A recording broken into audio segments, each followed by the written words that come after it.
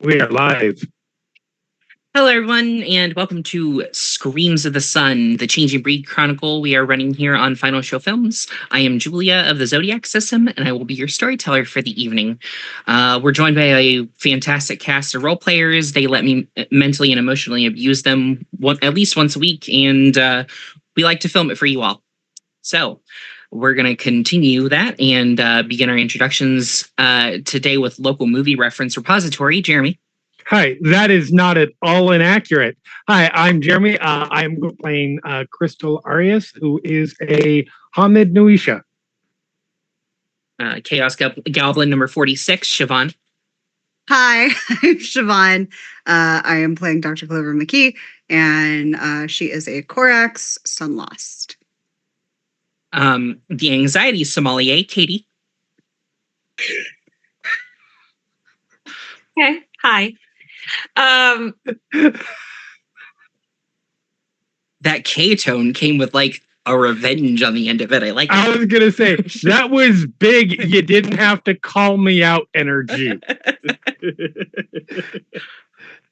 Notice I say nothing. Hi, I'm Katie, a mental health advocate, and I am playing Carrie Nichols, who is a Korax Hermetic Order of Swift Light. The abandoned wild card from a Lost Uno set, Drevian. I'm Drevian. I play Dr. Connor McLaughlin, a Coelacanth Bastet. And available in 3 different forms of matter, Shawnee or William. Sure. I am William or Shawnee, and I am playing, getting back into my Georgian accent, Callisto Osborne, the Hamid Gural Uzmati. And as always, Black Lives Matter, trans rights are human rights, believe women, believe victims, fuck the Supreme Court, fuck Vince McMahon. Do we have any candidates for the shit list this week so far? I mean, I'm trying to think off the top of my head. Can I just say, fuck privatized healthcare? Yeah, you evergreen. And insurance companies. Thankfully, insurance covered it, but I finally got the bill for my surgery. It was supposed to be $94,000.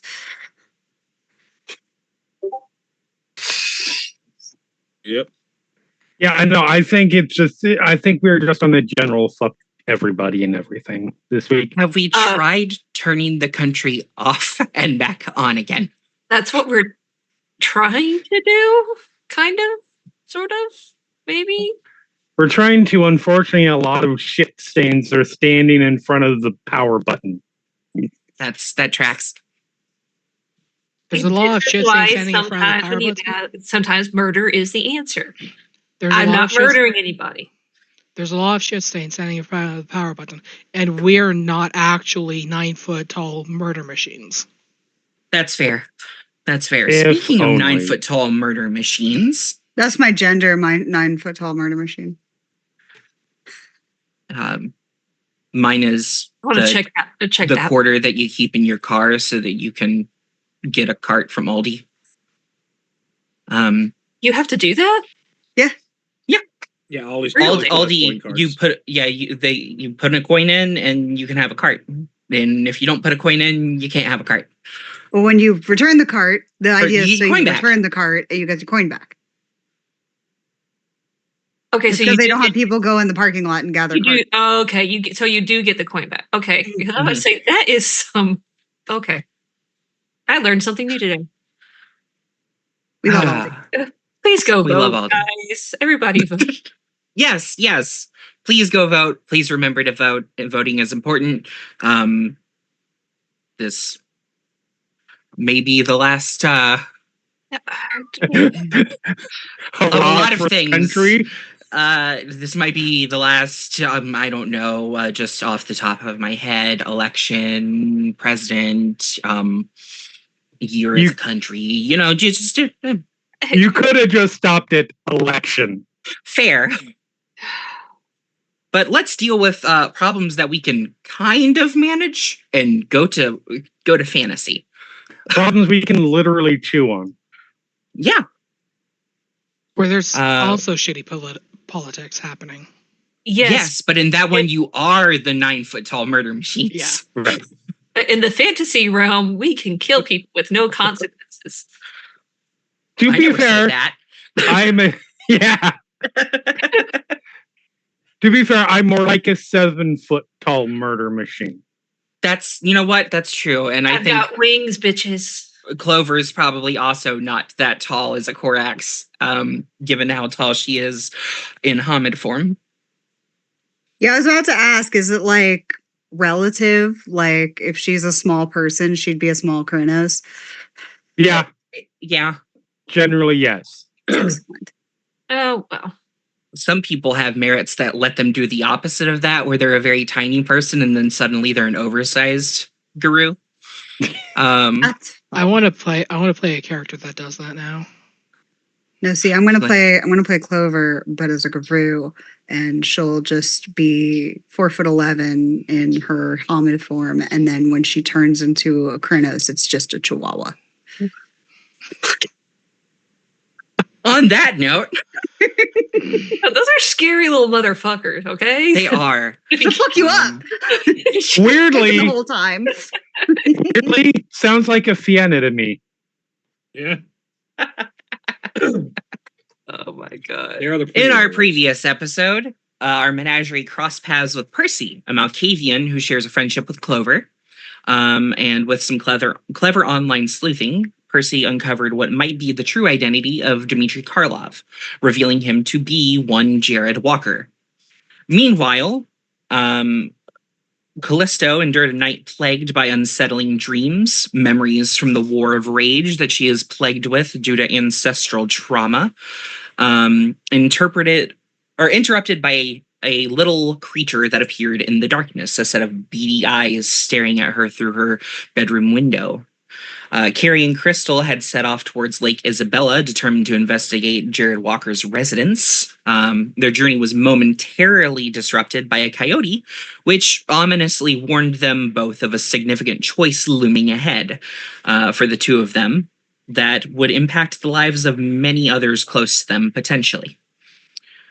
Just as the two were about to break into the house of Jared Walker, Carrie and Crystal received a message from Raccoon themselves, who extended an invitation to join forces with what they are dubbing as their pack.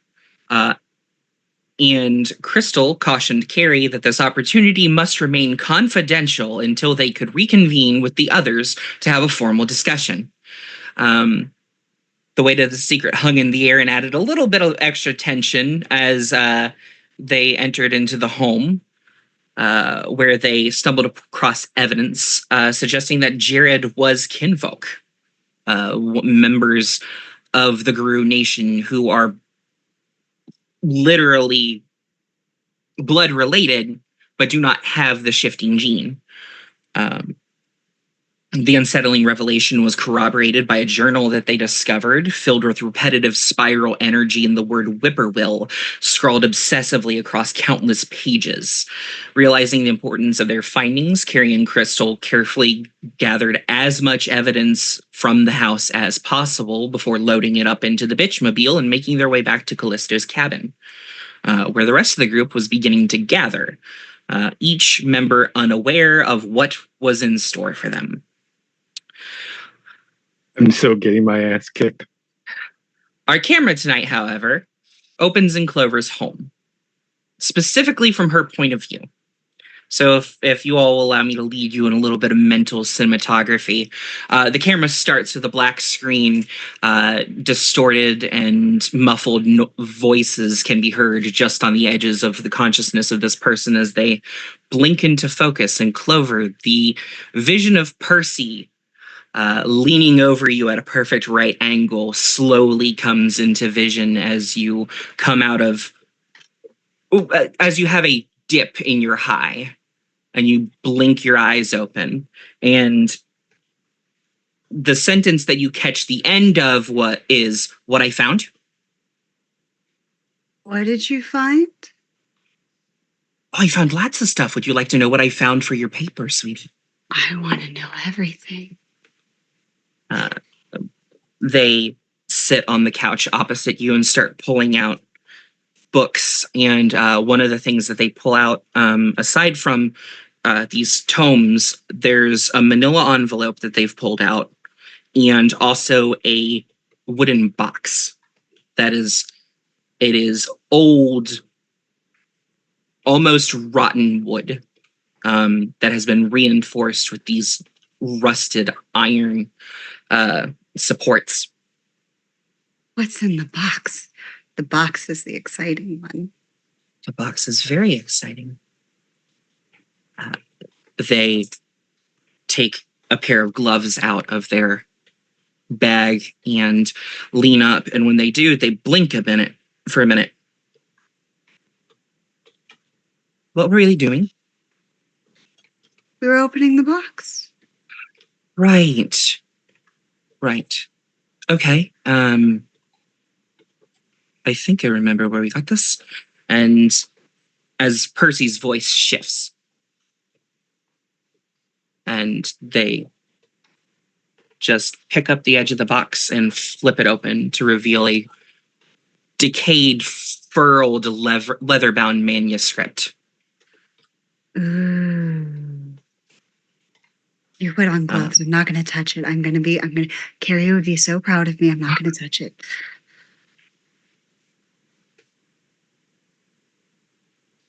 Oh, yes, I'm remembering now. And they take the book out and begin flipping through pages. A lot of it has just, the ink has worn away over time. But the thing that they open the book to is, it's extremely legible, but is in Middle English.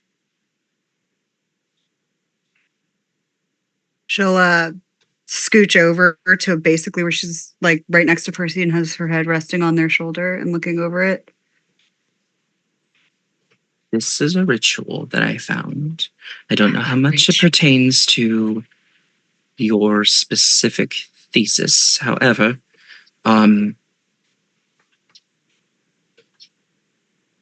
this is a ritual that allows women to control the wills of men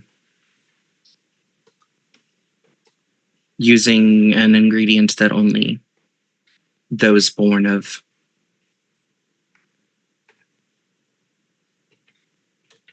birthing status have the ability to make. She pulls out her notebook and flips around, and there is a page in her notebook about like specifically divine feminine / womb magic stuff, and starts like writing down what she can. And she goes, "My Middle English is a little rusty. There wasn't a whole lot of it in my first dissertation, but if you could help me translate. I know how much you love Old English." Percy likes Old English. I prefer Latin. Oh, just for me. For me. What do I know the name of this persona? This is Alice. Alice. They are non-binary as well,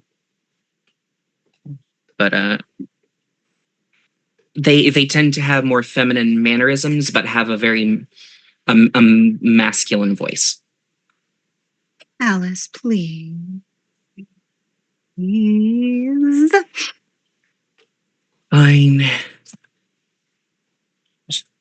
They lean forward. On the third full moon of a leap year. Interesting that they... Okay, it's not... That term isn't specific, however, it's featured there. Insinuated.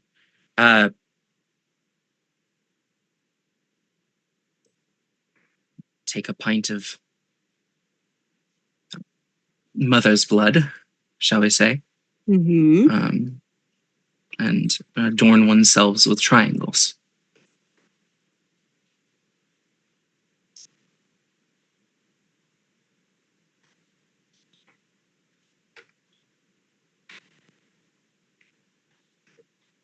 Then And just the triangles. Excuse me. Sorry. Just pulled something out of the bag next to me. Just the triangles, and that's cats. it. At least the designs for the blood, yes, as far as I can tell. And then, oh, that's what the rest of it's for. You have to Okay. make a circle. I don't think that amount of blood would be correct amount of space for a proper circle. It's supposed to be 9. Isn't a proper circle supposed to be 9 meters in diameter? Do I know this? Different ritual circles all throughout different magical practices all have their own sort of do's and don'ts. And at any point in history, yes, no, maybe. Yeah, I was about to say I have 4 pips in a cult, so Yeah, it even without rolling, magical circles are almost individual to the caster at a certain point.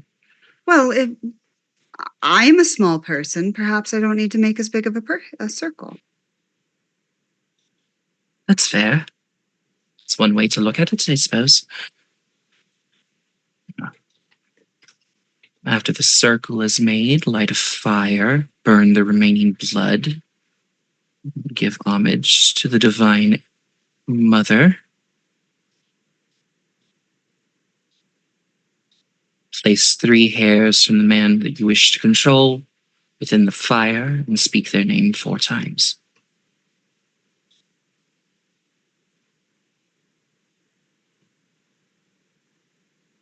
Now, I know with all the fairies and stuff, I assume it's true name. Do we know if this would work on those not entirely human? I don't know.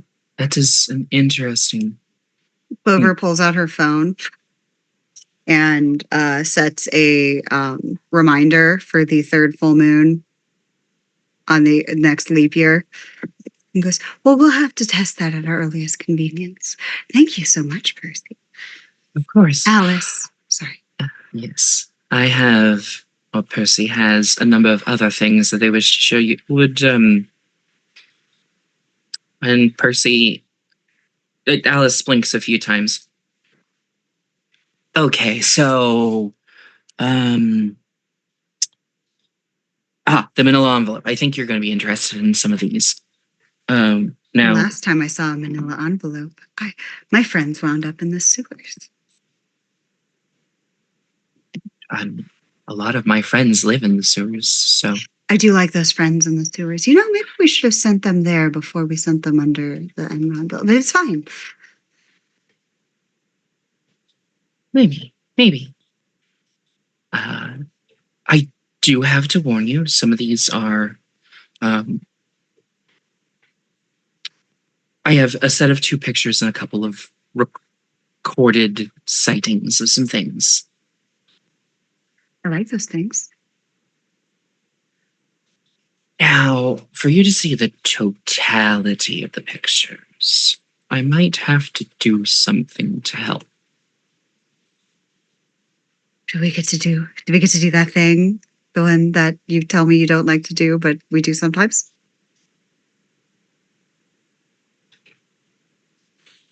How has your mental health been? It's much better than it was maybe like 4 hours ago. Oh, so you are dosed. I was sober. Oh, sweetie, you poor thing. But it's fine. And she'll just pull a gummy bear out and pop it in her mouth. I'm fine. I'm good.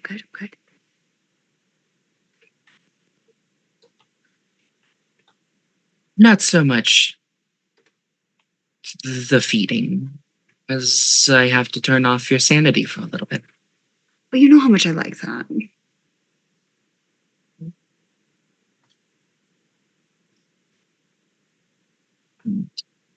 Percy, I don't know if I can We can try, I suppose. Clover, like they're sitting both looking at the manila envelope. Clover turns Percy's face to her and goes, I would like to be out of my head for a little bit. I was in it a little too hard earlier. Do what you need to do.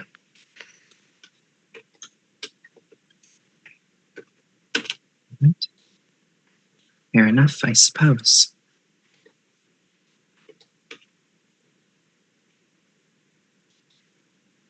If I'm not resisting, does it just work? It's dementation, right? Yes, it is dementation. I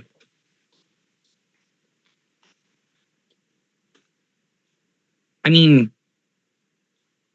not necessarily, but if you're willing to just, I have to roll to see if it works. Yeah.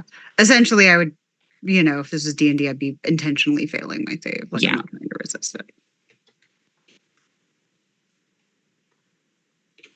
So Percy just sort of sits up a little straighter and then just leans forward, looks into your eyes, makes deep, the type of, I'm going to say this and people are going to probably be upset on the internet, but the type of eye contact that only autistics can do, which is where they make eye contact and they don't stare at you, they stare at your soul.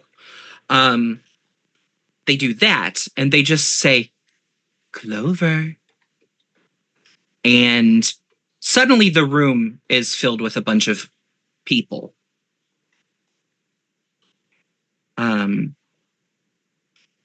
And Percy just puts two hands up.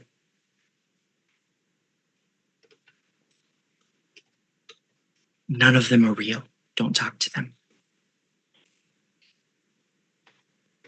And then one of the people in the room just starts screaming and then jumps through the window. That will wear off, I promise. Okay. And they open the manila envelope and then pull out a few sheets of paper that they set to the side, and then lay the two pictures in front of you. I look down at them. Again, I don't entirely know if this is important to your specific set of things, but every time I find something interesting, I want to bring it to you. I love your interesting things. This is a picture that was taken back in 2019. And the picture is of a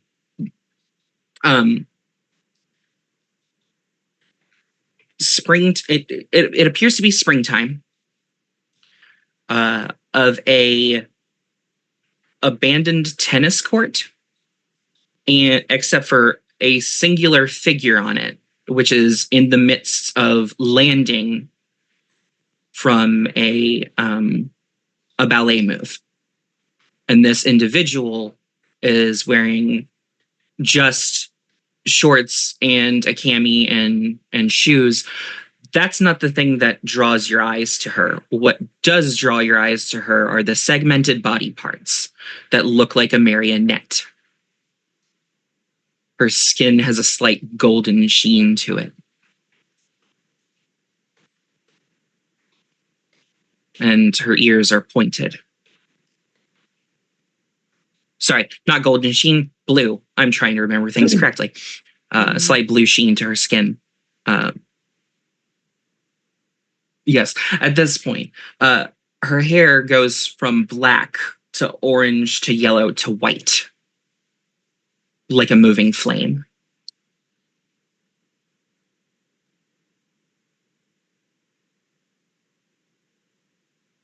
She looks graceful.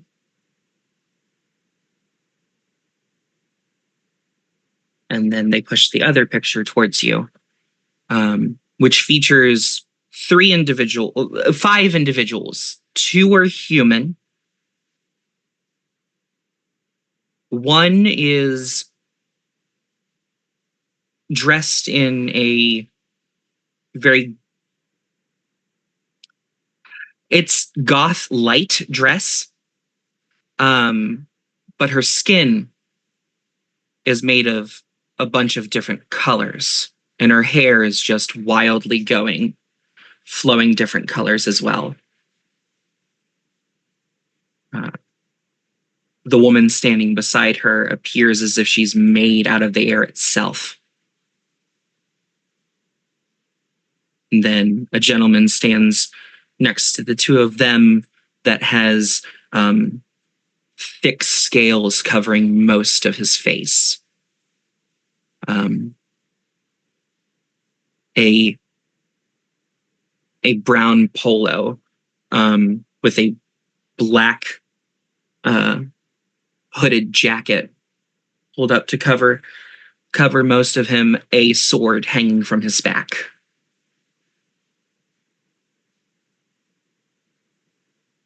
This was taken in 2023. Does the location seem similar in both pictures? Oh, no, that's very interesting. So the scene in the second one is it looks like it's in the middle of a city.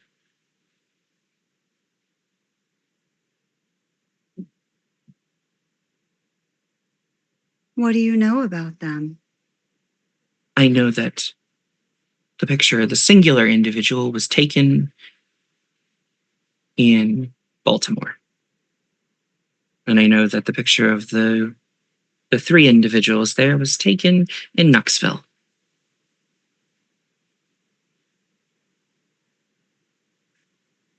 Do you know what they are? I do, and I want to show you the reason I needed to make you insane for a moment. And they snap their fingers, and they're people. They're the people in the images. The singular person still has the hair done the exact same way. But it looks to be of Korean descent.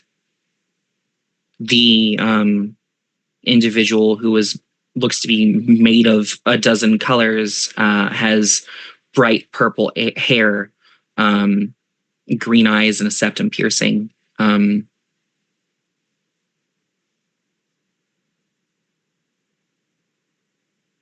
woman standing next to her is dressed very tomboyish, long hair pulled back into a messy bun.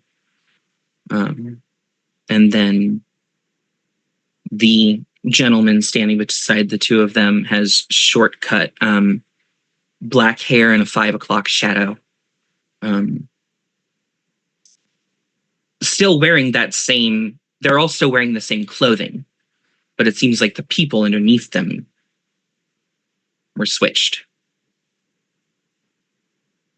It's a very clever trick. A lot of my kind call them sparkle bloods. Sparkle bloods. I stopped because of the Twilight jokes, but I was about to say this is the skin of a killer. I think they're changelings, if I had to guess, though. I don't know how much that helps. The things that I think, the pictures are great. The stories will help, though. You know how much I love stories.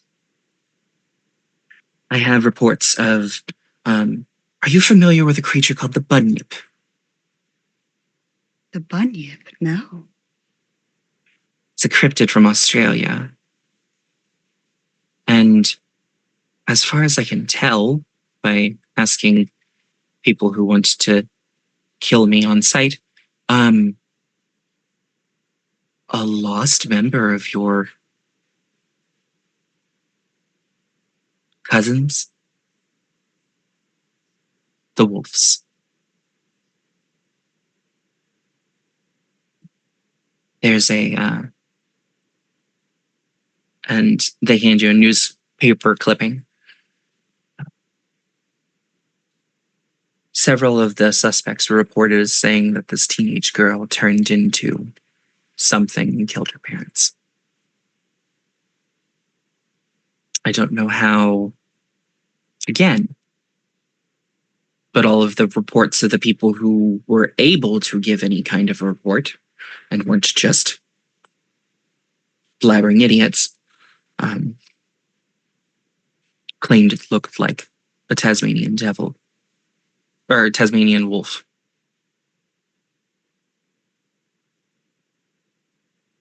I don't know how much you know about my kind or the things like me, but sometimes when mortals see us, they go a little.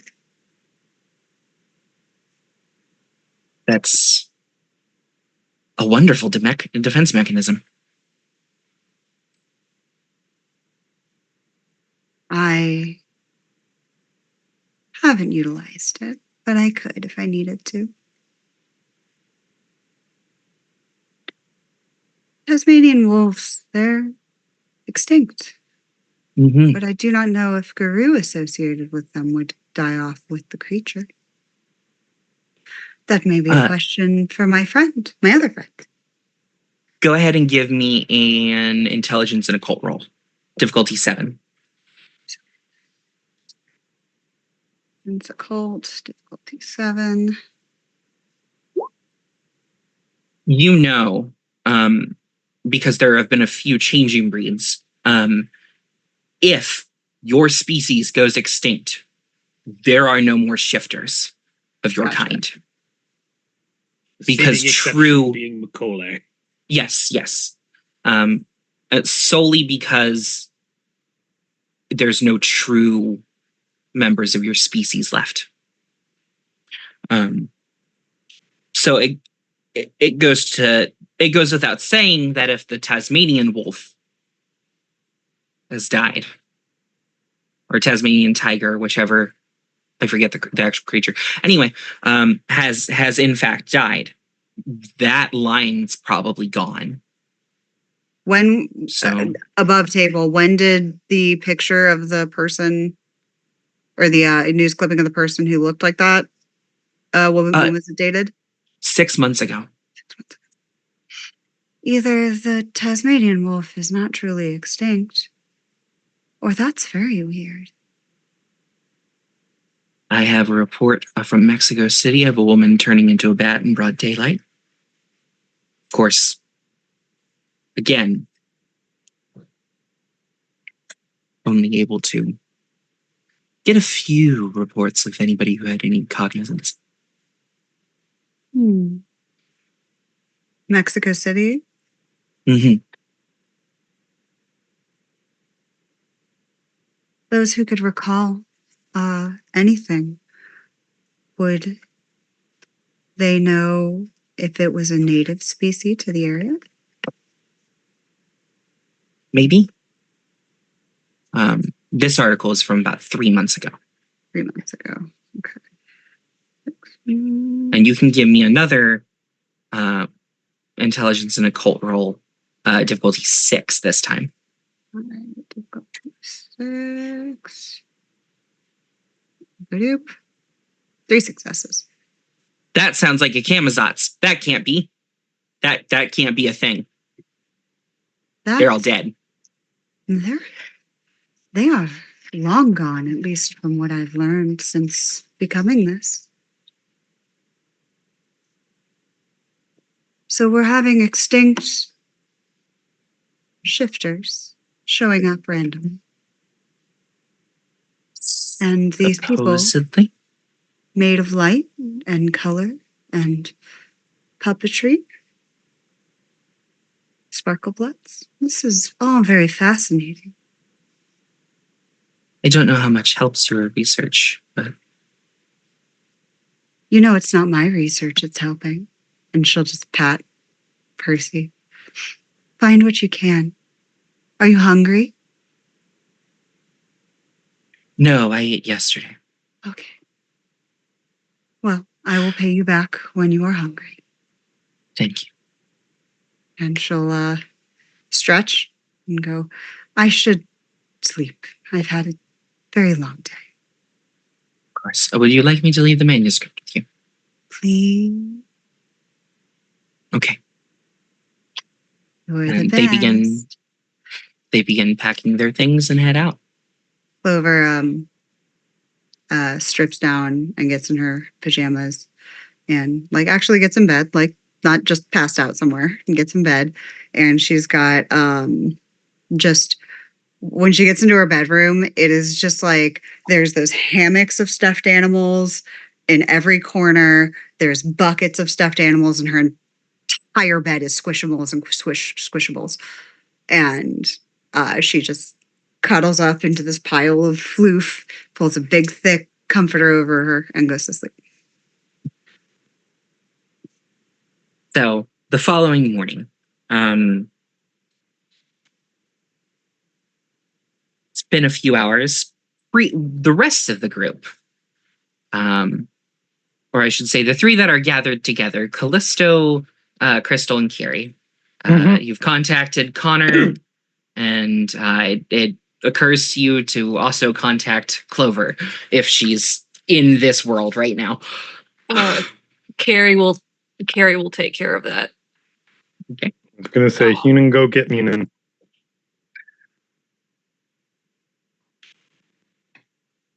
Carrie's gonna ignore that. Yes. Listen, I'm starting off highbrow. I can go all sorts of directions with these. I know you with can. those. I know you can. Okay, let me see if I can do this. And I'm not great at emojis, but let me see if I can do this. I don't Um, know if that assignment of the birds is accurate or not. Oh, well. Oh, it's not, but it's also early in the morning. And the point is not to find mythological correlations. The point is funny nicknames. Just saying, huge in his thought.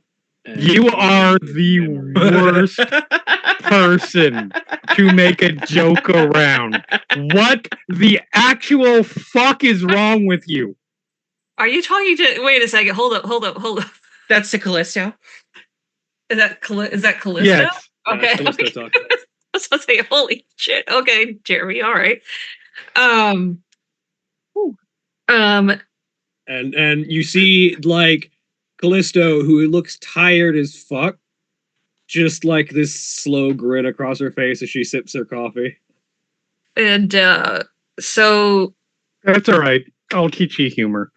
Carrie is going to text a shamrock, a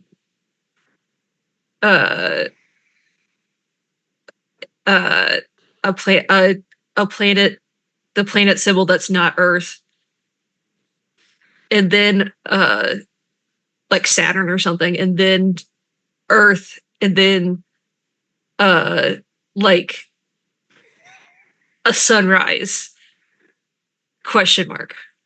I love the idea that we are spending more time figuring out the emojis than it would take just to say the words.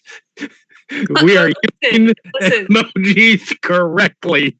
Listen. Clover only speaks in Clover only texts in hieroglyphics. Listen. Yeah, no, fair. That's what I'm saying. We're using correctly. Carrie has learned that if Clover is not in this world, that this is the only way to get through. Yeah. So like she has figured out,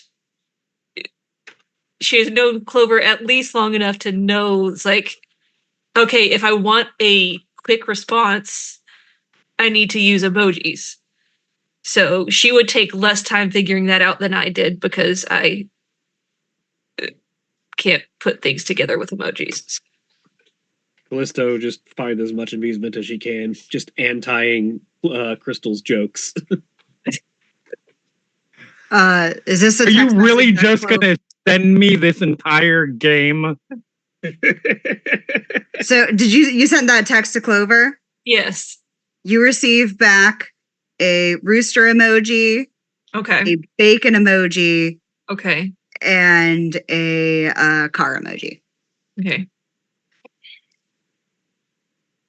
You would know Cloverese means I've woken up, I'm going to eat breakfast, and then I'll be over. Yeah. That's what it says. Okay, she says that she's woken up, she's eaten breakfast, and she's on her way over. Cool. Her breakfast is an entire box of Pop Tarts. That tracks. As you do. So, I see no issue with this. so S'mores Carrie- Pop Tarts specifically, because those are the superior Pop Tarts. Which ones? S'mores. Oh my god. Yes. Okay, Siobhan gets You and my spouse and my son. Yes. Oh, hey. No, 100%. All I'm going to say is Pop-Tarts with like jelly substances inside, you are doing Pop-Tarts wrong. Well, fine. I will do Pop Tarts wrong. Okay. S'mores is where it's at. Yes. If loving you is wrong, I don't want to be right. I also like It's the a- chocolate chip cookie ones. Those are good too. Yeah. That's not jelly. That's from anyway. It's not jelly. I was agreeing with you. I have it of arguing even if somebody agrees with me. I This know. has evolved so fastly. So, Carrie is going to text back. A thumbs up emoji, a bear, a cabin, a crow, and a coyote, and a cat with a question mark. Clover will send back. Let's see, a confetti popper and a fried shrimp emoji. Standard. Nice. And then you get a text like 20 seconds later with just a bunch of hearts. About this point, you guys hear a car roll up. Um, Are you expecting company? Big black SUV. Oh no. Are you expecting governmental company? As Connor steps out of the back, thanks to the Uber driver, as they pull away. Were you expecting that it wasn't going to be Connor? No, I didn't know one way or the other. Are you saying you do not get concerned when a black SUV shows up to your house? Not really, because they know better. No, they don't. they will soon, I guess, is the They point there. learn quick. And Kind of and fuck around Jenkins and Task find Force out. Valkyrie. What's that? You have been living out of the world for too long.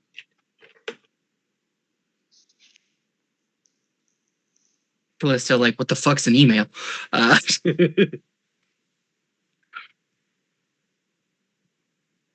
Callisto still has a landline. That I'm makes mostly sense, fucking though. with you because we were expecting Connor, and you did order an Uber, so it wasn't going to be Connor's vehicle. So I was expecting. I some look. random. Oh yeah, black SUV. Uh huh. Carrie's just gonna. Come on, who pays attention to what car is showing up?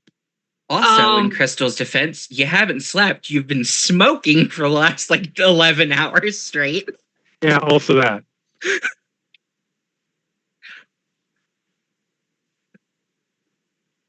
Connor walks in with a satchel bag. Welcome in. There's coffee if you want it. I appreciate it. Ugh. This is what Callisto's Gonna like wait. when she's tired. She's sassy as fuck and doesn't give a shit. Would you bring us? Wait for Clover to get here before we chat. We can. I'm fine with that. I just wanted to. Yeah, let's. It'll be much easier to wake up and wait and do this all at once. Cool. Going for a run. All right. Hope you find your way back. I'm telling you, be safe. In my own way. That was That was certainly a way to say be safe. You know what's a better way to be safe and is less words than what you just said? Be safe. Why would I use less words? I mean, that is I like actually words. that is fully Spoken like a fair. true Corax. I ain't Why would I mad. talk I like was just confused.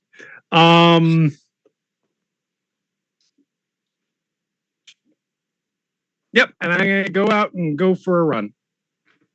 Is that a run in Hamid form or a No. run in Latrani form? Yep. You don't have to do the rolls. You can. I don't have to, but I'm going to because I want to see how long it takes me. That's what. That's fair. How many how many attempts does it take for you to turn into a coyote?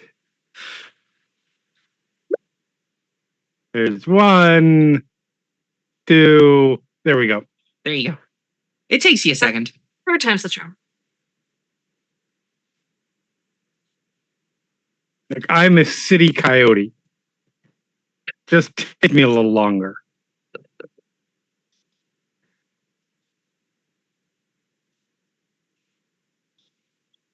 Doing the roll real quick.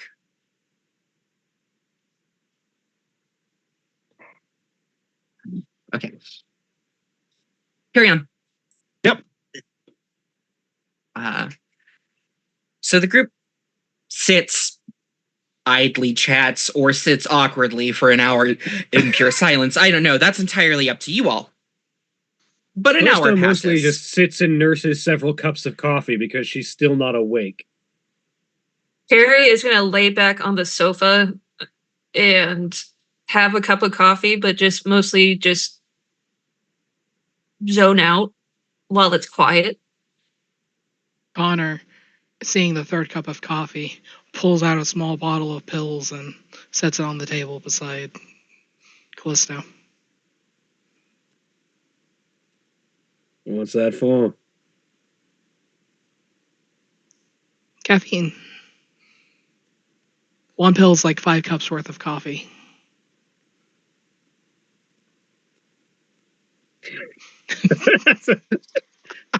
And then we have a dead Goral in the room. She'll take one and just down it and see if it helps at all, but she doubts it will. Gonna do this the proper way and take my caffeine pill with my caffeine, and Congratulations. this works. Now you're still living in your nightmares and you're jittery. Yeah. I mean, you're still traumatized, but now you're fast.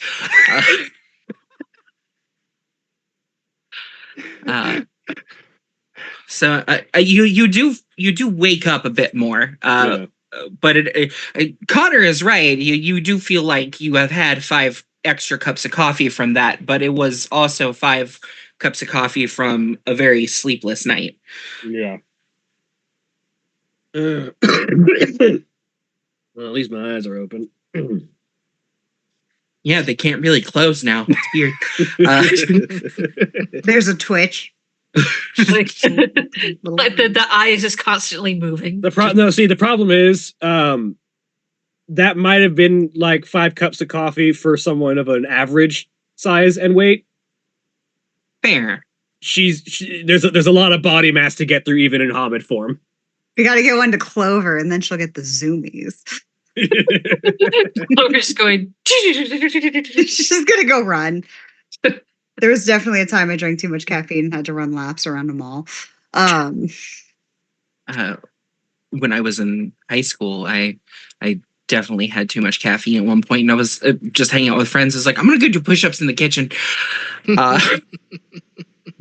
Like, you got to get it out sometimes, Right. but after that hour passes, Clover rocks arrives. up. Reminder: Clover's car is a restored 1950s Cadillac. That's bright Hot pink. Barbie pink. So you hear the rumble of an old engine, and she gets out. She's got a joint in hand and her big bag, which was looking light at the end of the day yesterday. It is full again. It's been restocked. Carrie just hears the rumble of the engine and without even looking just goes, she's here.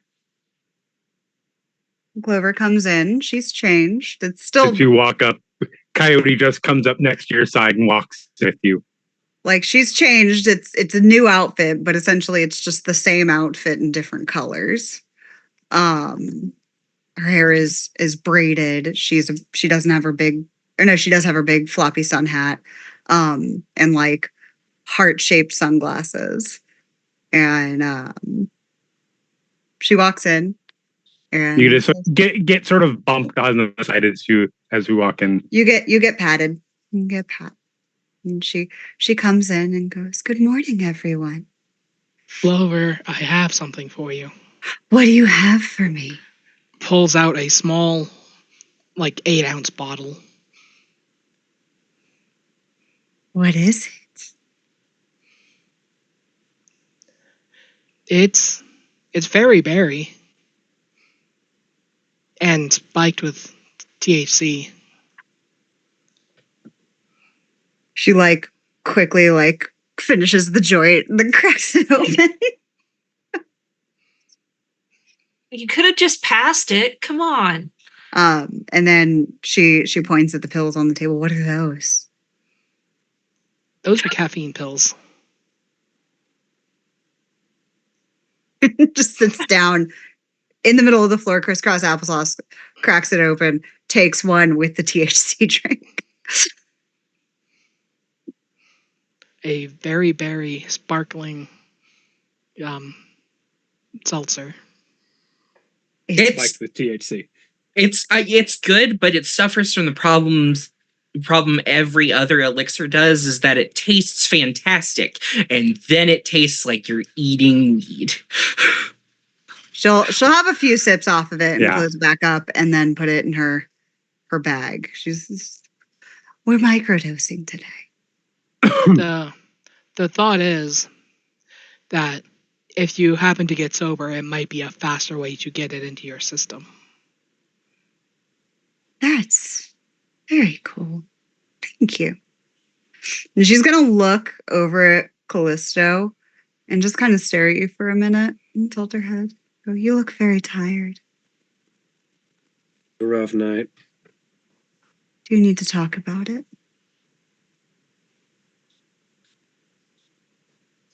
I don't know what good talking will do in that particular regard.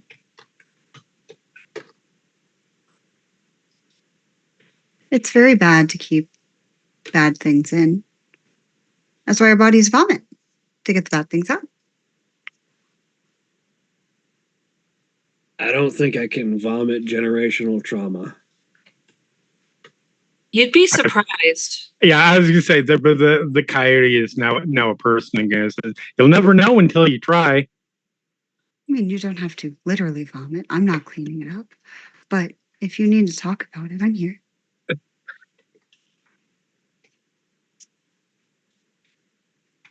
Maybe at some point in the future. When you're ready. Percy found some things for me. Does the word Oh. sparkle blood make any sense to any Does of the you? word, excuse me, the what? Sparkle bloods. Oh, What a day for me to wear glitter on stream. Everybody who wants to can give me an intelligence and occult roll, difficulty 8. This is the has Callisto had one under her roof before roll. intelligence. There. H. Nope. Yep. Nope. That is a Wasn't down dice. Oh, well. so yeah. So Katie and so Carrie and Killed Connor. one before.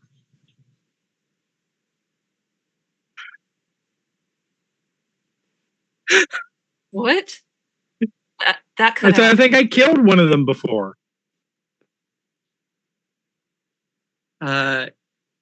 Callisto, you got no idea. That doesn't mean anything. Head fog is not clearing right now. Carrie, The immediate thing you have to shove out of your mind is Twilight. And I will make those shitty jokes until the day I die. I will not. No, I won't step off that soapbox. You know what? I'm gonna say this is exactly what Clover says. Have you ever heard of sparkle bloods? You know, other than the tit soak kind. Excuse me? Tit soak. You know, this is the skin of a killer. That's the acronym. Oh, fuck's sake. Get out of my head. So glad Julia got there. I'm chronically online and I'm in a lot of Twilight shit posting. Yeah. I Oh. I have not heard that particular. Katie has not heard that particular one.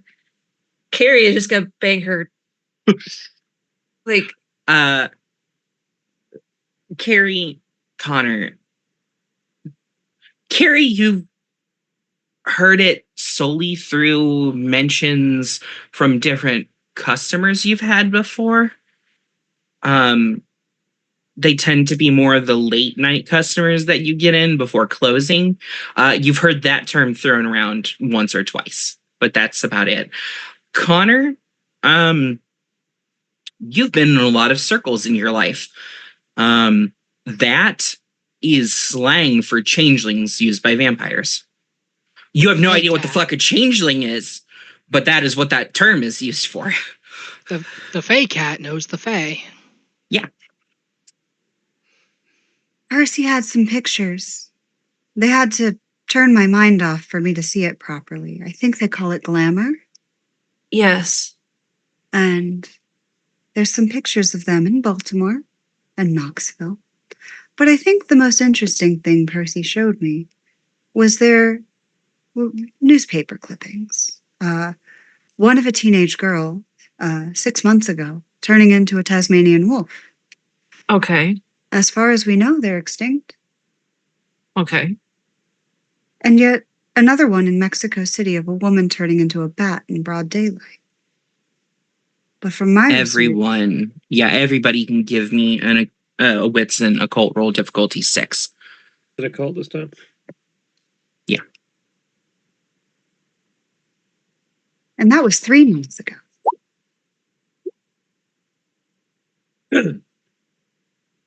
This tracks. You're all shifters, and you're all changing breeds. All of you know the tales of the Camazotz. All of you know that they are a changing breed that is no longer with us. Killed by the Shadow Lords, mostly. It tracks.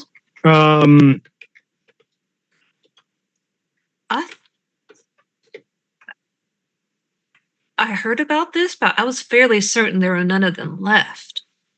That's what I mean, logic would say. there Well, shouldn't well, be, not dealing with logic. but who knows how many of them ran into the Umbra? That is a possibility. But we also should not consider, we should consider the possibility that they are something else. Yeah. My thought is the When you say- possibility. Go My ahead. thought is the possibility that the Shadow Lords are just full of themselves and didn't actually finish the job. That's And they've also just a been hiding. possibility. I mean, it's absolutely a possibility. I would not put it past the Shadow Lords to add just the slightest touch of incompetence to their ruthlessness, backstabbing, generally untrustworthy nature, and arrogance. But I need everybody to make me a perception and alertness check, difficulty 6 after that. I have a question. All of the Shadow Lords in a 5-mile radius are come running. I have a question because I keep forgetting that I have this flaw. Is this based on sight or other No. senses? Okay. No, this is based on hearing. Okay. Good. Perception plus alertness. Difficulty. 6 for everyone. Carrie, is that 5 your Yes. Would uncanny instincts apply to this? Yes. No, my perception and alertness dots are both high. 3, 2, 5, 1. Everybody except Callisto. This is very fitting. Everybody except Callisto because, I mean, the caffeine pills have definitely made your hands tremble, but other than that, you're not really awake anymore. All Callisto can hear is the blood rushing through their ears. Yeah. I can do that on command. The rest of you hear a clattering out on Callisto's deck. Carrie, you hear, oh fuck, right before it happens. I am out the door. And gun is being Carrie is close behind. Okay.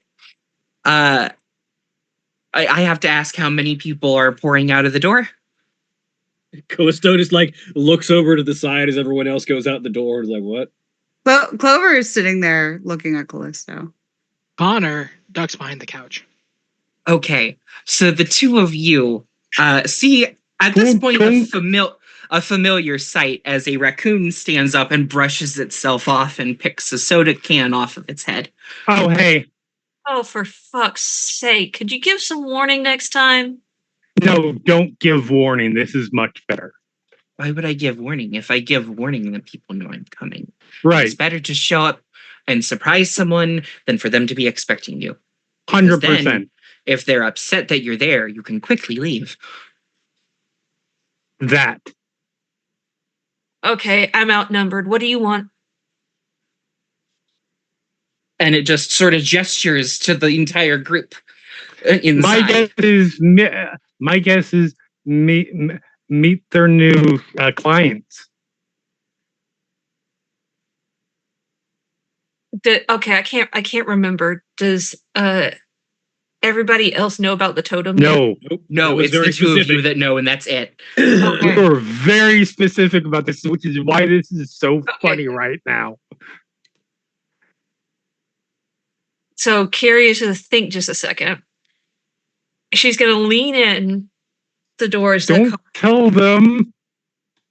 I was going to say we have a visitor. Okay, that's fine. It can be a visitor. That means no harm. Can I? It's the only one pointing a gun. Excuse me? So I was the only one pointing a gun. Who's the only one pointing a gun? Me. Oh. I was. I can't fucking hear. Okay, sorry. So Carrie is going to lean in. She's gonna call up. Hey guys, false alarm, but we do have a visitor. They mean no harm. They might have something helpful for the situation. Can they come in? So just shrugs. You want to say yes. Because no would be bad. Connor flips back over the couch. Not my house, not my choice. Callisto just shrugs and goes, all right. So Carrie and Crystal walk back in, followed by a raccoon that's walking upright. Just walks in and sits down in the middle of your living room and looks at everybody. Clover is also sitting in the middle of the living room. Does it sit next to Clover? Yes. Clover pulls out a fruit by the foot and starts peeling it and then like handing it over to the raccoon. It very gingerly, it has its hands together and is just like tapping them together repeatedly. And has waited for you to pull out the entire thing, which has stacked in front of it. She's just there. And then once it ends. Thank you. This is nice. I'm not used to your kind talking on this side. Hey everybody, we'd like to introduce you to our new totem. Huh. That would make more sense. Because the last time I heard a raccoon talk, I was on a shit ton of mushrooms. I had a great conversation with two raccoons out of the trash can that night. I once fist fought a raccoon in a Denny's parking lot. I am aware of all of these stories. Yes. I Did you win? I don't want to talk about it. That's what I thought. it was close. It was really, really close. I had him on the ropes for a little bit. Assuming this decision has been unilaterally made already, That would be a strange thing for you to assume. well, if considering you introduced it as our new totem, as if the deal had already been made. You haven't yeah, discussed it with it's, them? No, pretty this is solid way assumption. funnier. I see no problem with a I raccoon. don't know that it's actually that weird of a thing to assume based on how you introduced it. Actually, I just have to double check that if I were to walk out of a building with half a waffle and a piece of bacon in my hand, would you fight me for it? Absolutely. I don't know how comfortable I am with this. I am just a raccoon. My name is Ringtail. I work for... Raccoon. Big R Raccoon, I think is how you... As long as it's not hard R raccoon, we're okay. Just a soft R is fine. I don't know. Big R sounds like Big Pharma, and I'm not sure how I feel about the raccoon industrial complex.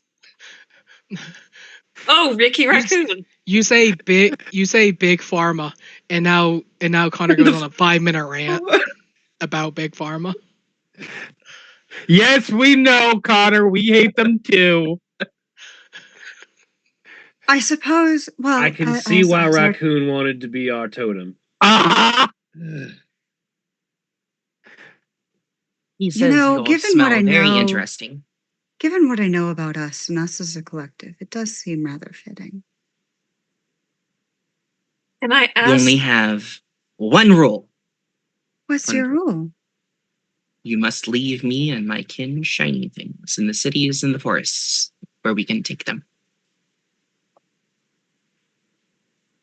I mean, I This is said, where I thought the issue might come into play. So I'm just going to sit back and I'm going to see how this plays out. And then she sits back and she watches. All right, I will. If I find shiny things, I will drop shiny things for you. Clover pulls her sleeves back and literally up to here is all the crystal bracelets I've got on. And she goes through and pulls off a rose quartz one and goes, "It means friendship." Make a roll real quick. I really hope this raccoon puts it on top of its head like a little crown. That is exactly what happens. Fantastic. And he just plop. Okay. Well, I introduced myself. I think it's time you do the same thing. Since I'm not gonna really be going anywhere. Callisto Osborne, child of the Great Bear, and also already totemed to it because all of us are, but pack totem and personal totem, I guess. He's tired. I'm very tired. Normally she has about totally different, about 2% more energy. I'd say a 4.5%. Fair enough. I'm Clover. Nice to meet you. I'm Connor. Sensing a theme here. yeah, that wasn't planned. Do you two also have K names? My name is Carrie. There's a lot of C's actually in here. That's There's only I'm the one only K. name. Yeah, I'm the only K name. You see how this goes? Wait, you have two words that make, or two letters that make the same. That's the English. Human language is weird. That just English pretty much. It's fucked up. We know. Trust Hey. us. What's in English? Don't worry about it. Don't worry about it. It's fine. And she's gonna reach into her purse, like at the bottom, and like pull out like some pennies and dimes. Like, don't worry about it. Here. He has But yes, made a small pile. That's Carrie. I'm Crystal, and I am not convinced that this was not intentional. By the way, Carrie. I mean, until it may or may not have been intentional. Meh. Out of character, I don't remember the coyote person's name. The coyote in charge. Dancing Cackle. Okay, back in character. If it was intentional, I'm pretty sure it would have been Dancing Cackle's idea. No, I don't think. No, I think it was Guy's idea. Okay, fair. This was call it destiny, fate, whatever you want to be. Divine intervention. Like nobody maneuvered us all into these positions in terms of like people. I don't know. I was asked to be here. Yeah, but not. Never mind. Why are we even here in the first place? I'm not a philosophy. Snacks. Snacks, Ringtail says as they begin shoving the fruit by the foot into their mouth. And then pulls out the fruit snacks and is eating next to I know the you guys. I know raccoons keep getting into my cat food. You guys seem to like it. Pulls out a cat treat and opens it. Like the little squeeze It'll tube reach cat over and treats. take the tube and add it to the small pile of things that has already been given. Connor, I'm going to say this in the Shiny nicest, snack. the nicest. I swear I am not trying to make a joke yet way, but you have cat. Do you have cats or do you eat cat food? I have cats. That's weird. I also like feeding random cats that come up to me. Yeah, Clover That's pulls out a bag of temptations going, do you not try to befriend all the cats on the street? Grabby hands. It's also weird for you. You're a bird. They're cats. And Clover. Are you being Your phone racist buzzes. to cats now? What? Are you being discriminatory to cats? No. I think cats are great. Stop talking From a about cats. My distance. phone buzz. Who texted me? oh, what does it say? That would be a big clue. Icebreaker says, can you guys meet at the Sept? Or can you meet me at the Sept? Icebreaker's my guru friend, right? Yeah. Mm-hmm. My friend. Actually, they send you calendar, clock, and then redwood, like tree. Which Yeah, Clover. Same thing. Like literally, if you look through her text messages, it's just hieroglyphics, and she goes, "My friend, the wolf, says that we can meet at the Sept today. We want more information." Oh, What good. time? I was gonna say this is perfect for you, isn't it, Callisto? Of all the days for you to get a chance to meet with the wolves.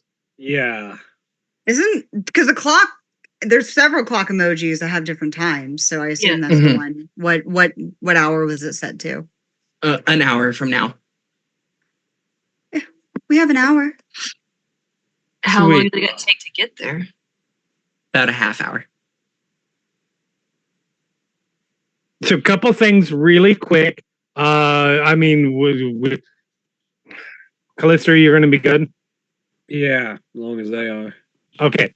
I promise Icebreaker is very nice. They helped me a lot when I first turned and got. Do you need a I'm sure they're a very friendly guru. don't read this the wrong way? Do you need a safe word, Callisto, like to get you out of the My away from the usual one situation? is poodle. I'm less concerned about Icebreaker and more concerned about any other guru that we might run into there because I would assume Icebreaker knows who's coming and will be on their best behavior. I've never had an issue when I've met up with them there. Sweetie, you're not a girl. That's going to be a big You're difference. not But you're girl, my- you didn't have a particularly portentous nightmare last night. And you're not this specific girl. No offense. Clover, like, you see, like, Clover trying to remember, like, don't touch Callisto. I've been asked to not touch Callisto, and just kind of like sits on her hands and goes, I'm sorry you had a nightmare, but Icebreaker is very nice. And we may not meet in the actual set. I Fair assure you, enough. they will be Let's just get very this over kind. with. Okay. So we're good. Really quick, Connor, no, I have nothing against cats. We are just all predators, and thus we should not torment cats by spending a lot of time with them. Probably, maybe the Korax aside.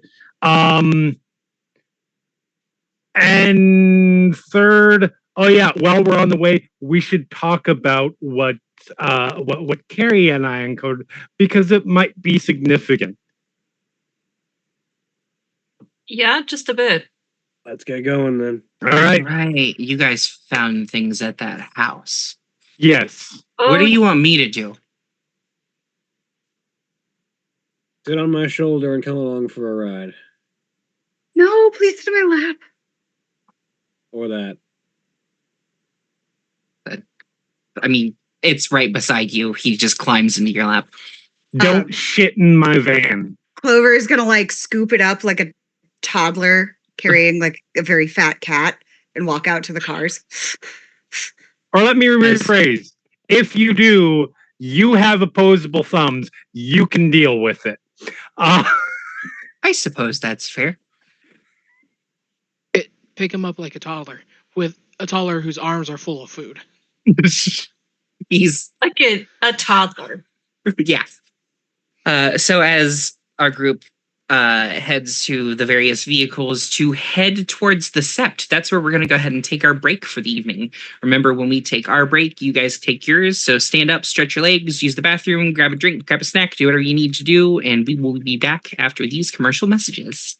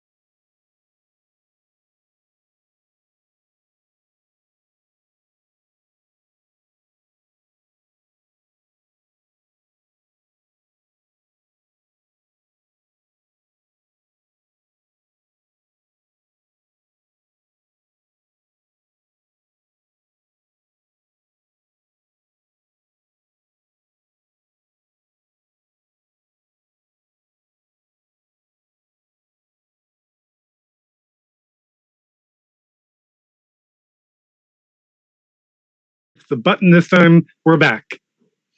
And we're back, everybody.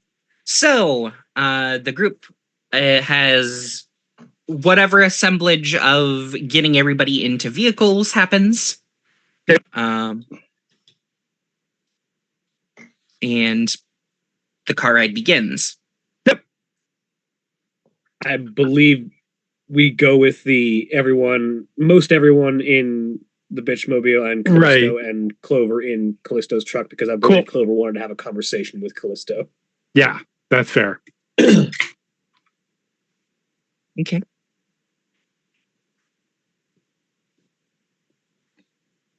So we will do that conversation real quick, and then group conversation, and then maybe we'll see if we get to the set.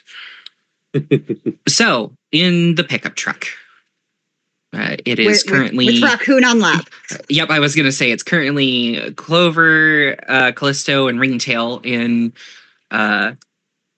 the truck, which just throws off your entire naming convention, but...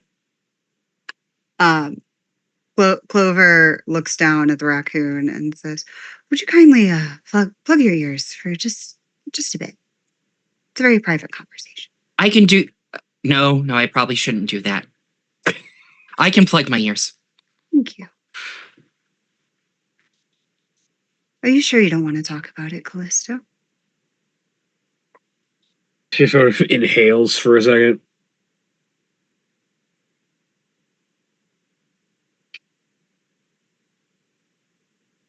From my understanding, the Koraks aren't really an ancestry kind of line. No, I was chosen.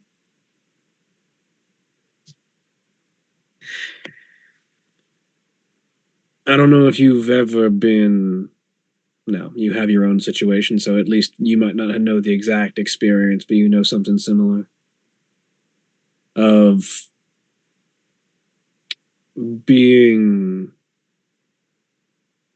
surrounded and flooded with memories and thoughts of people who are long gone. I don't hear their memories or thoughts, but I hear their voices.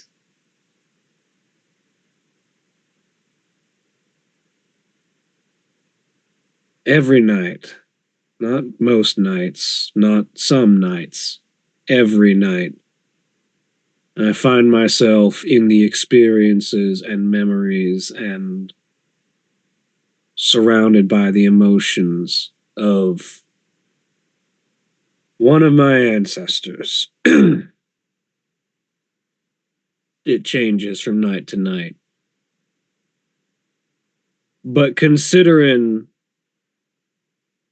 the sheer number of them that met their end or faced significant hardship during the War of Rage, it comes up a lot.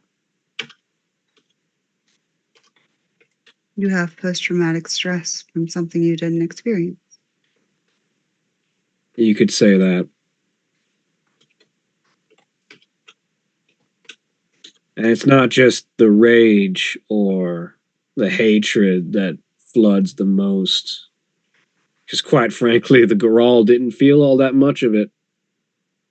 That came mostly from the Guru. No, it's the most common emotion that I get filled with every night is sorrow and regret at a tragedy unfolding before my eyes. I'm very sorry. That sounds like a lot. You've seen why I do the things I do. Keep things quiet.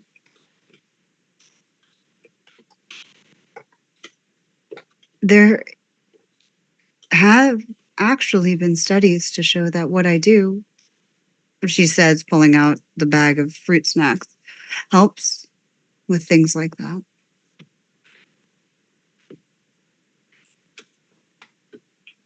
I don't trust myself not to be in control. I'm sure it would help me personally. The problem is, I mean no offense, You're a dainty little thing, and in the most powerful of your forms are still a relatively dainty little thing. I'm not that small.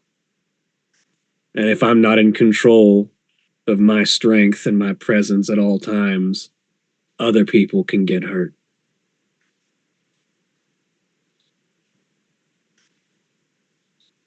Is that why you don't want me touching you?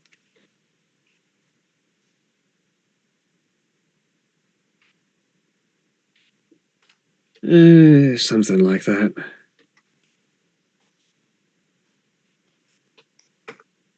Are you weak? Silver. Like the guru. Yeah,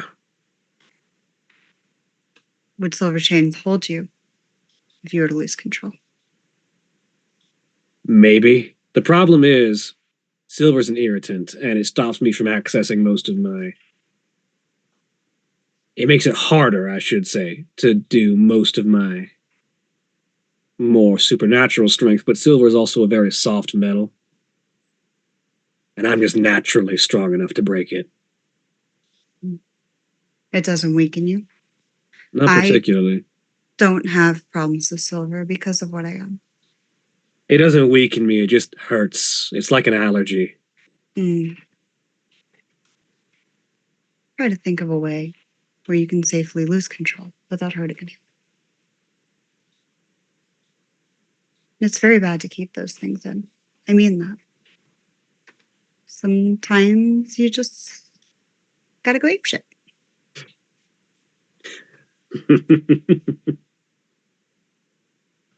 I discovered in town a place called a rage room. It's very fun. You know, there are also studies that say that catharsis is actually bad for your health. But did you know you feel less pain if you swear? I know how to read a study.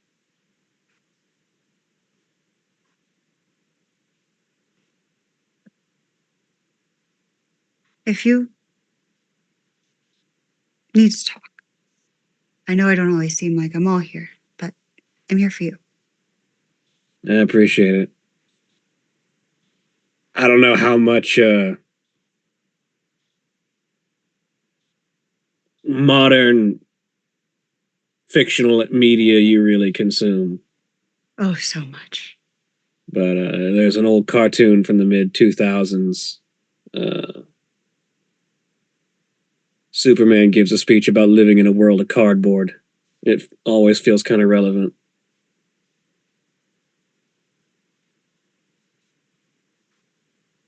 I can't really relate to that feeling.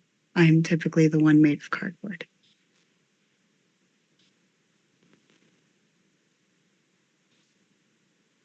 I'm sorry that you struggle to sleep. I do as well. I just dose myself up.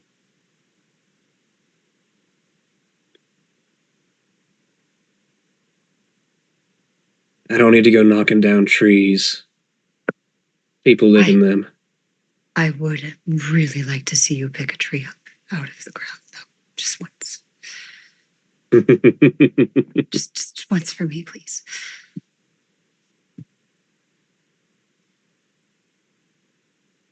Oh. What happens if when I touch you? What's wrong? It's mostly just the surprise. It's if I'm expecting it, it's not a problem. It's when you catch me by surprise. There's a lot that goes through my head in a short amount of time, and if I don't keep control,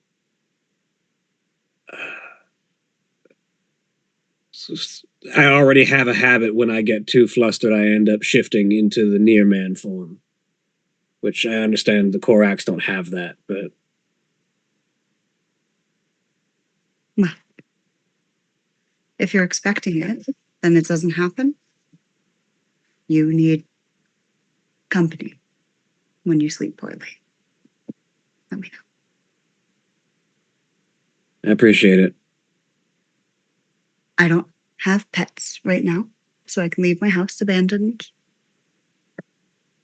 Occasionally I go on vendors, so it was very hard to keep pets.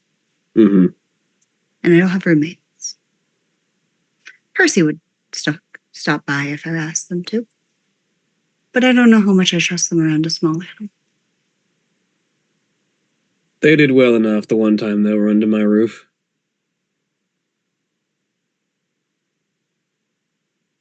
But not tied to that place. I think the others wanted to talk to us about something, though. Yeah, we should probably start that conversation. She says that she just sort of hits her phone, which is like latched onto it. Basically, she has a phone holder on like the vents of her AC that she keeps her phone in. So she just hits the call button and just hits Crystal's driving, so she hits Carrie's phone. I hear the phone ring. And correct me if I'm wrong, I believe this is the case though. I just activate totem phone. Helps. I can't. We do have totem phone then. Okay. I can't hear. What'd you say? I activate totem phone, so my voice appears in everybody's heads. Hey guys. Oh right, yeah, because you're the one who spent the XP for that totem point. Yep.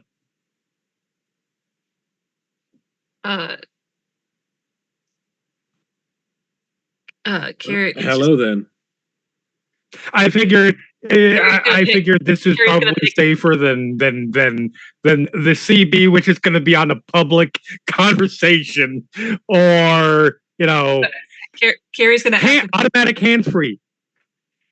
Carrie's going to put it on speaker anyway, even though we have the.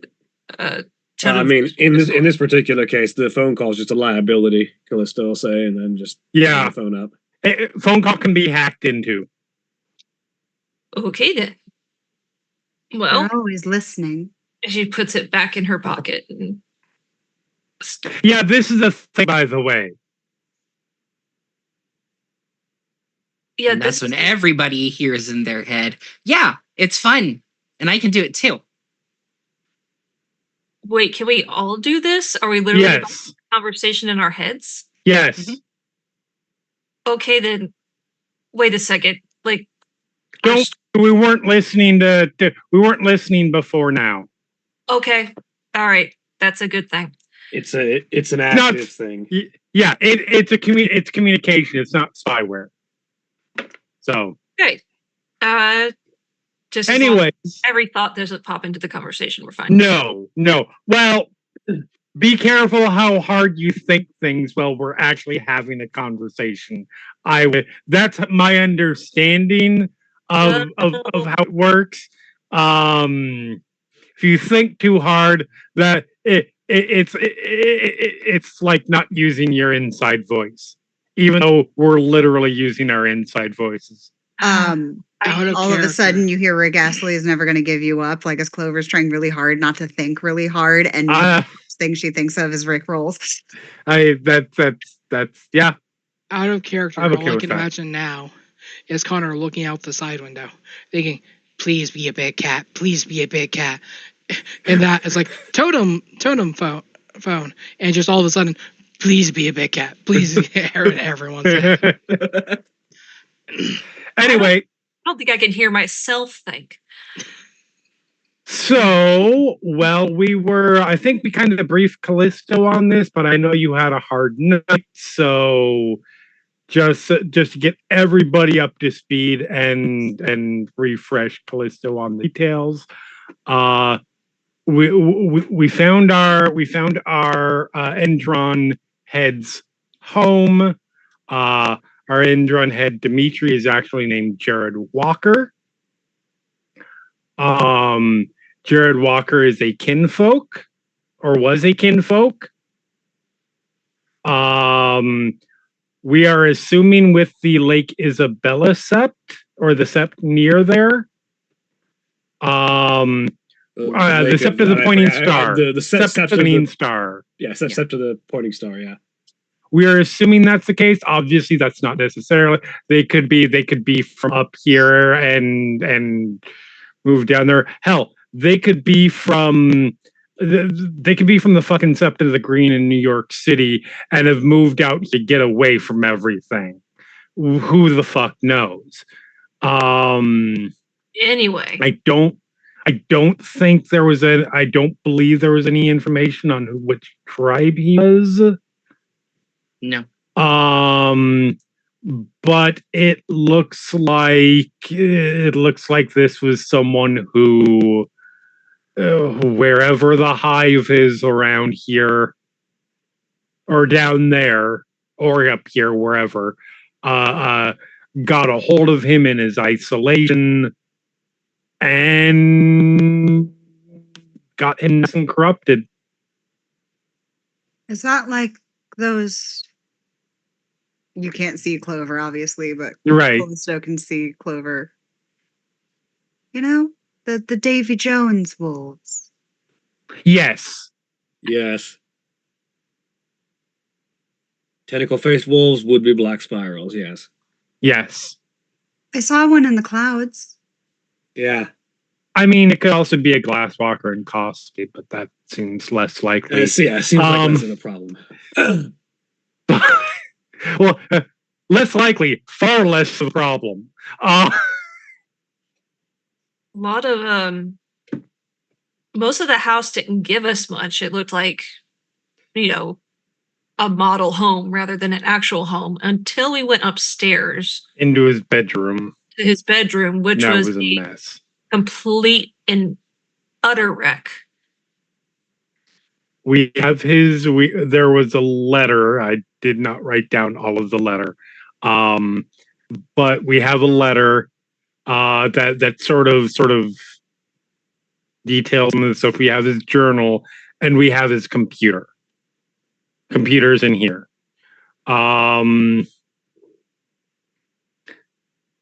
If we have a computer, we could give it to Percy, and they could give it to the computer vampires. No.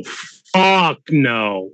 No, it needs to stay with us. I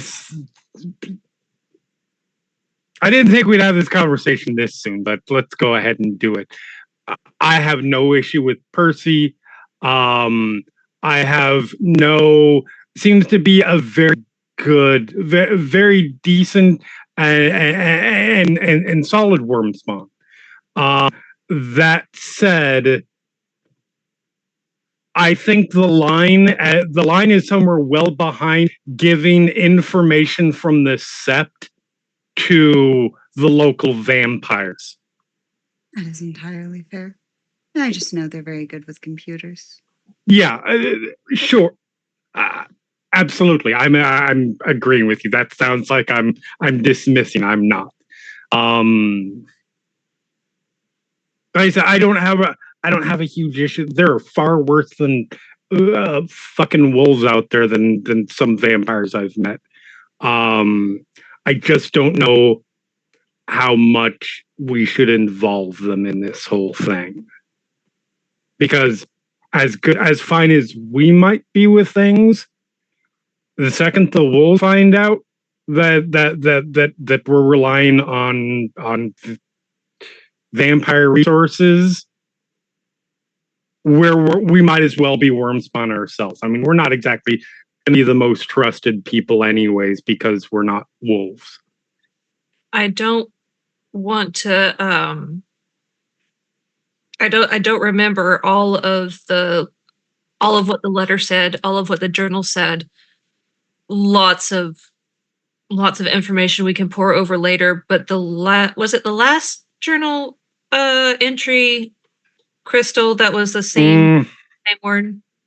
That was the official movie depiction of serial killer page. Yes. Yeah.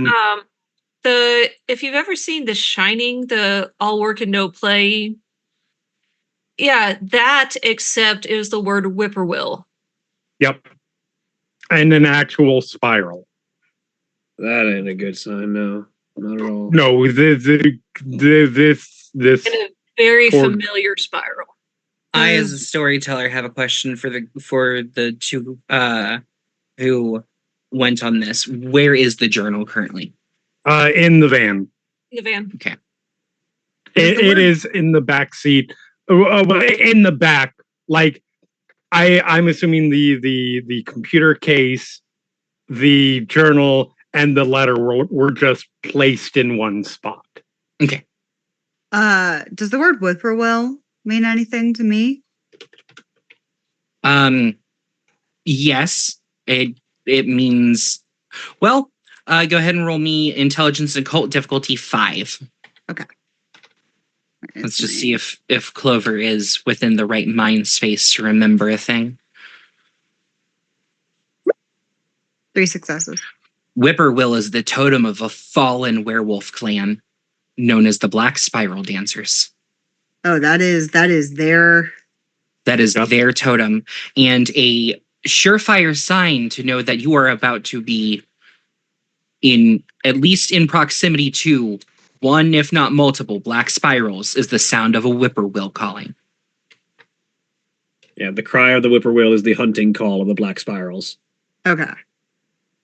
So as a note, if your storyteller ever titles an episode, The Call of the Whippoorwill, I'm just throwing that out there for everybody.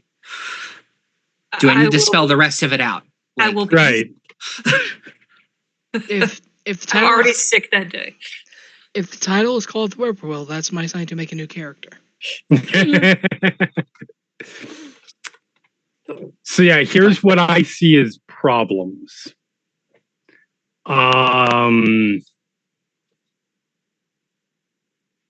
Actually, remind.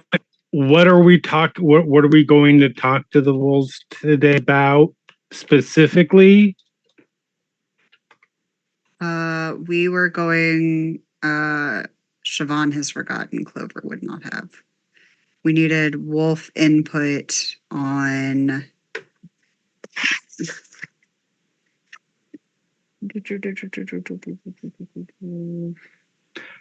Yeah, I'm in the same boat. I think I'm also right there. Is like player has forgotten exactly what we're asking them about. Can't remember. I think it was about Enron.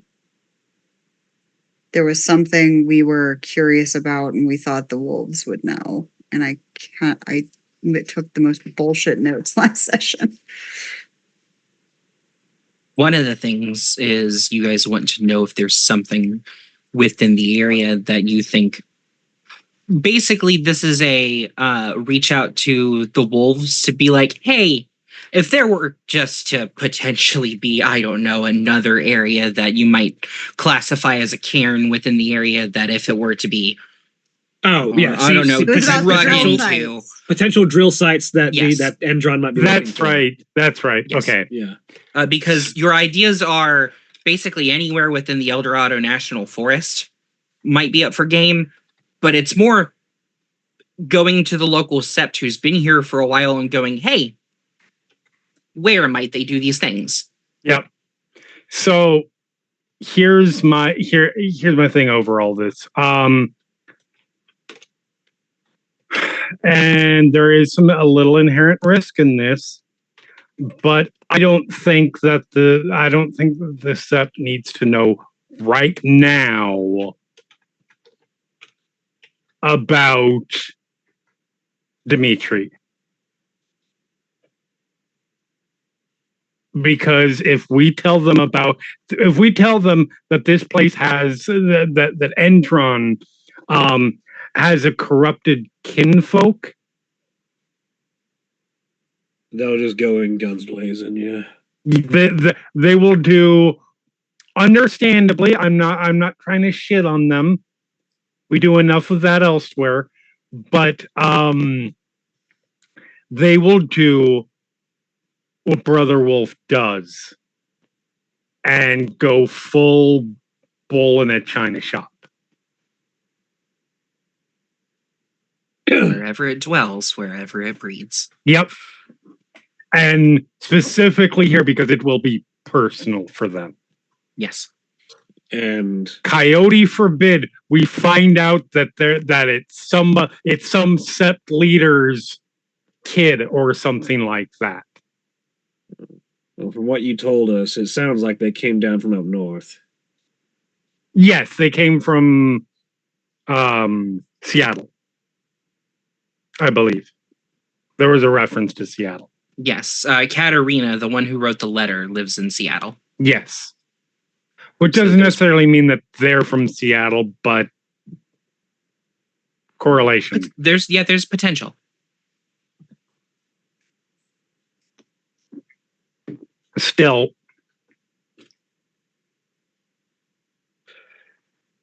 Well, we can talk about where the Karens are. Mm-hmm. Possibly get the information necessary to make sure we can cross-reference with our friend from the bar, make sure that's not any proposed drilling sites. Yes, for sure. As effective as Brother Wolf going in might be, that'll lead to a whole lot of casualties and collateral damage that can be avoided right now. I don't even know that it would be that effective, I'll be honest. They will be blind to that. They will just go in. Somebody eventually will say, fuck this, we need to go in there now. We don't have time to plan. I shouldn't say too many bad things about them, but the wolves will do what the wolves will do, which is what they always do, which is find a way to bungle it up. Yep. I'm quite familiar. Also, we don't need this meeting that we're going to have angrier people than we will already have.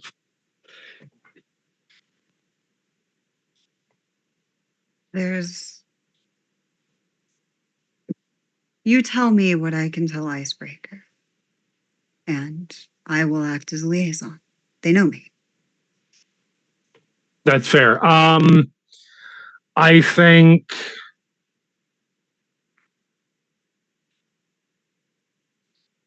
we have to be. Oh shit.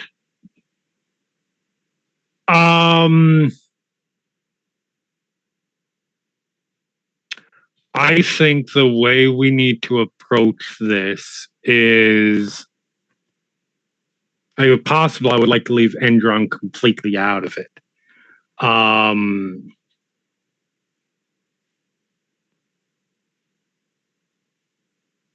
There's only so much we can actually get out of them without giving something in return. I know, and that's why I'm figuring out where to thread that needle. They need to know that we're looking into potential threats to cairn sites, and that humans have been digging around and causing a ruckus and pushing for drilling rights around potential cairn sites. And if we can find out where those are, it'd be easier for us to investigate. We know Dimitri is the head of the company. Do we know anything about like the chief legal officer or anything like that? Well, Carrie got into a nice conversation with the person in charge of trying to get their drilling contracts. Oh yeah, I have his number. Does he work directly for Endron, or is he work for a subsidiary? Oh no, he's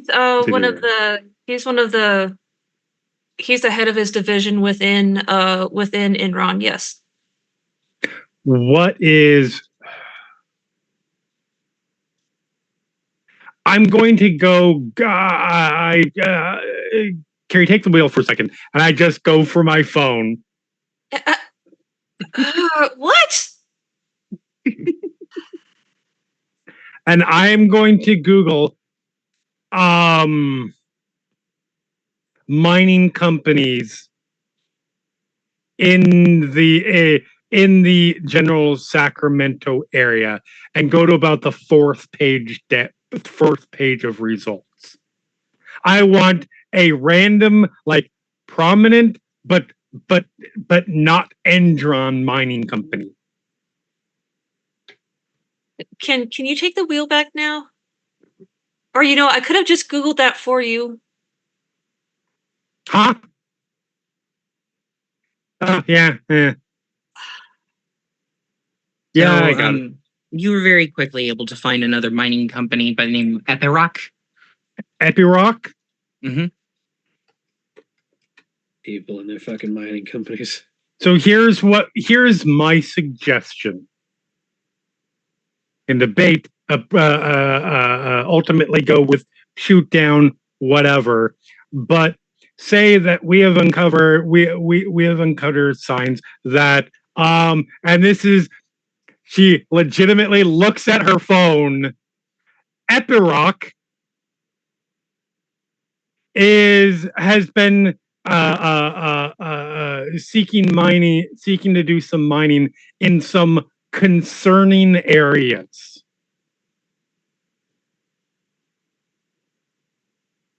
That gives us our opening to ask all the questions that we need to ask about Endron.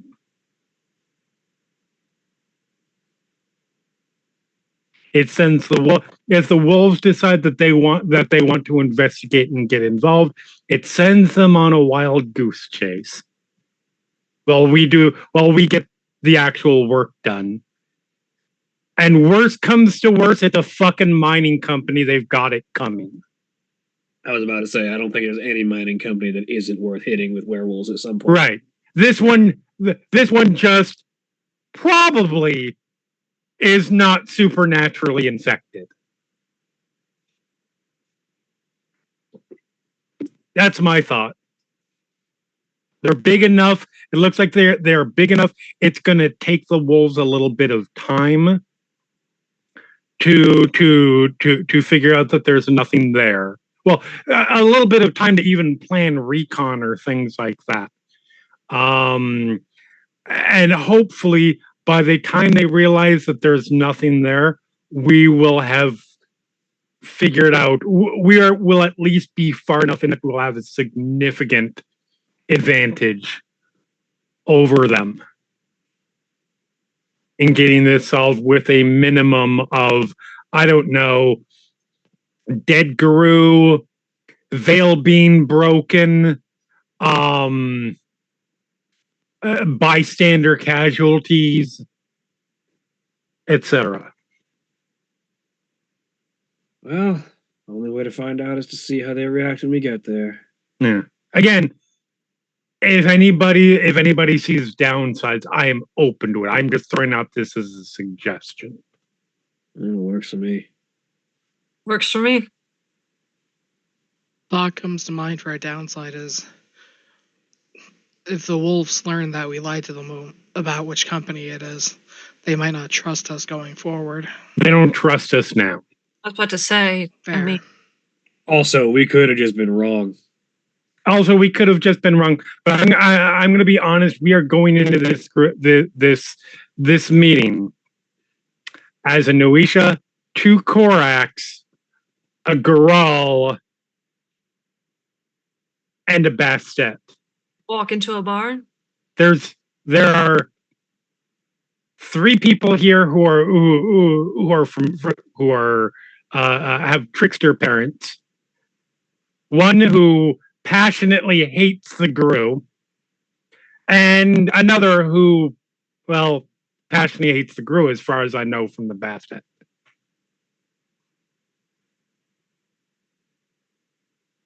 So, Like I said, Icebreaker helped me after I changed, and the voices started. for sure. Like I'm not saying that that they're bad. I have a lot of affection for the Guru. Too much sometimes. But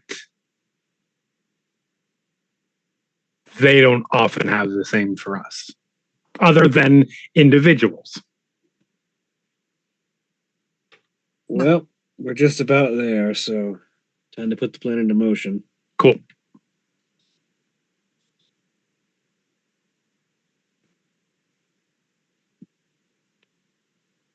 Clover reaches over to Callisto's phone and says, "Can I pick the music again?"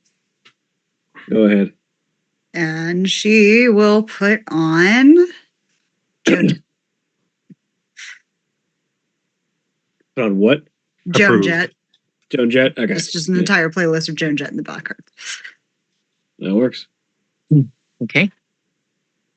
You guys cruise down the highway towards the Sept of the Towering Giants. And as the half hour goes by quick with the conversations happening. But you get to the part of the forest where the Sept is near. You have to go off the beaten path a little bit. Yeah. And eventually you are stopped by, well, everybody can give me perception and alertness, difficulty 7. Is this based on sight? Yes. Okay. So it'll be difficulty 9 for me. Difficulty 7? Did I say 7? Yes. Yeah, you said Yes. 7. I don't have short-term memory. Or 2. Two. Do One. my -1. do my uncanny instincts apply? Yes. It's a botch from Clover because your difficulty is 9, right? Mm-hmm.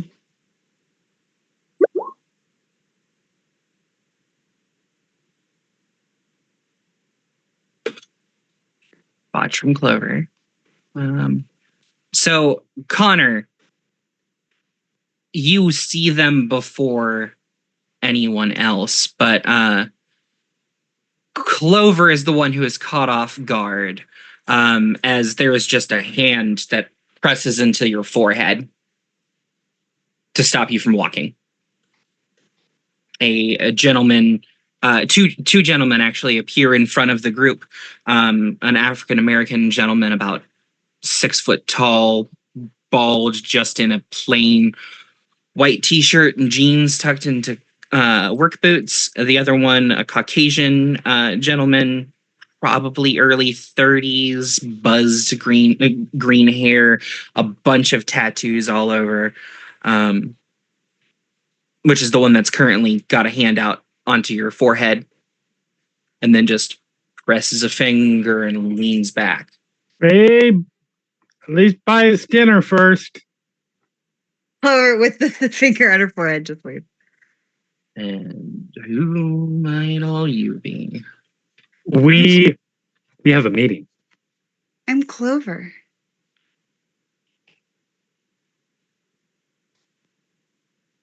Bridgebreaker. Nice to meet you. Hey, Bridgebreaker. That's a cool name. I'd love to hear the story sometime. The African-American gentleman just raises a hand. They're here to meet with Icebreaker. I'm Icebreaker's friend. I'm Icebreaker's future friend. Let's go Okay. with that. The African-American gentleman just sort of waves. You two can follow me. Name's Twin Rivers. Nice to meet both of you.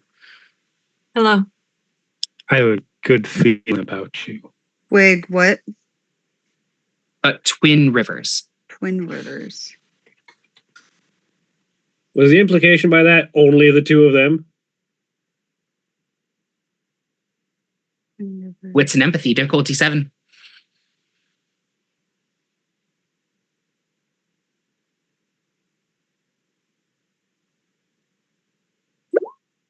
Three. Might have been a misspeak, might have been intentional. What difficulty? 7.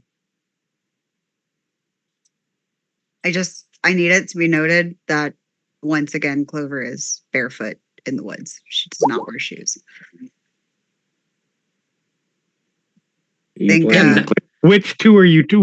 Which two are being referred to? There's he doesn't necessarily trip, but there's a hitch in his step. Oh no, that was me asking you. Oh, me. Yes. He was referring to He was referring to the two Koraks. Okay. I'm going with. I'm just pretending that it doesn't matter. You planning on having the rest of us just wait? No, everybody's welcome to come along. Right about that notion is when my arm slips around this guy's arm. Okay. And I take a slight lean as we walk. I told you I have a good feeling about you. All right. Harry has half a mind to say something that said, nope, this is going to be hilarious. Doesn't say it out loud, but thinks it. We're in the woods, right? Like this is like. Oh, yeah. Clover is walking along and she keeps stopping for moss and mushrooms and very interesting sticks. She finds one that's a perfect sword and then she's just playing with that the rest of the walk. They lead you guys about 15 minutes further into the woods, and suddenly, in the heart of a serene landscape, a majestic grove of towering redwoods stands proudly. Their ancient trunks reaching skyward, 6 colossal redwoods form a perfect circle in the middle of this densely packed forest. Each one a testament to the passage of time, their bark rugged and textured, telling stories of centuries gone by. The air in this area is thick with the smell of earth, the damp soil, and the faint whisper on the wind of rustling fire and flowers, both together in the same scent. At the center of the grove stands an even grander redwood, directly in the center, that rises above the rest, commanding attention and respect. It seems like anywhere you go in the grove, your eyes are drawn to this center redwood, the elder of the grove. So wide a trunk, you could probably drive a car through it. And surrounded by the towering sentinels, one can't help but feel the profound sense of peace and connection in the area. The energy of Gaia is so present here that the air is thick. And for some of you, this is the first time being in a werewolf cairn. This is the first time feeling this connection to Gaia. Clover goes towards the center, like just before the giant tree, and then just like puts her arms out and just flops back into the grass. I have been trying to chat this Twin Rivers, I think it was. Yes. I have been trying to chat him up the entire way there. Whether successful or not, it doesn't matter. Okay. This is like 100% like getting to know you on a first date kind of conversation. All right. I stop once we hit the actual cairn.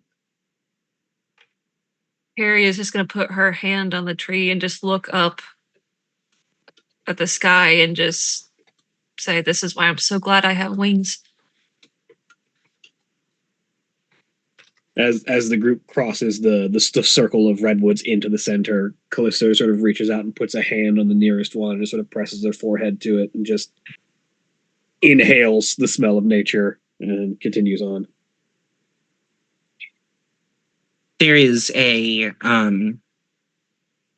probably mid-20s individual running, not full force, but at a decent pace towards Twin Rivers. They're wearing a tank top and a Five Nights at Freddy's hoodie and a pair of black jeans.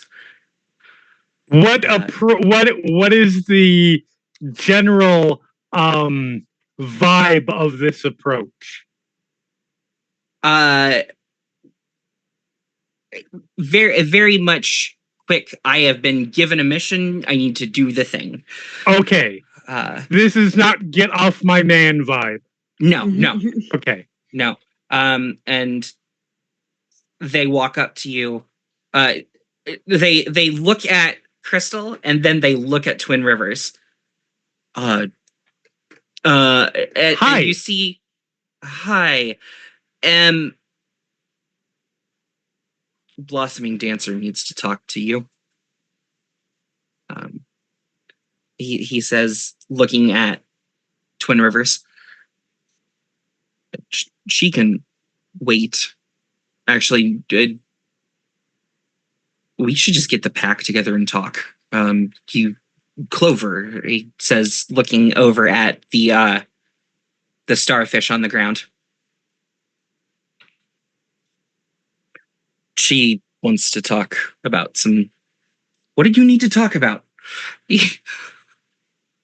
worming.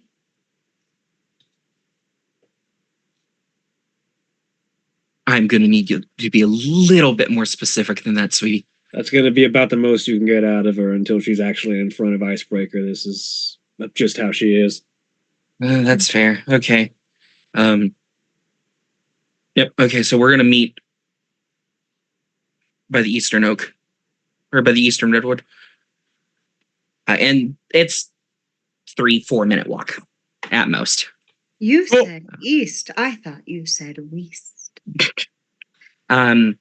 There are... Unless I have explicitly been told to remove my hands, I have not. Nope. Sweet.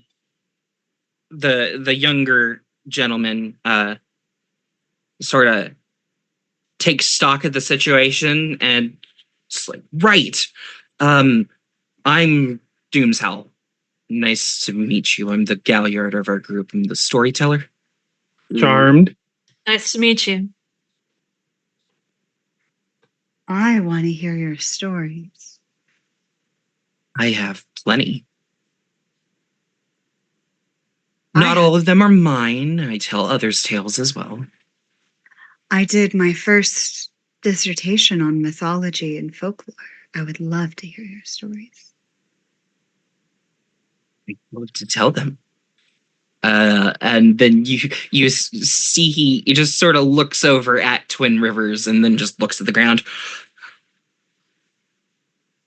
All right, well, let's get this over with, shall we? Callisto says. I would like to empathy this person. Yeah. What's empathy difficulty 6? 4. This is someone who you are getting the impression off of this gentleman that he takes his social cues from others.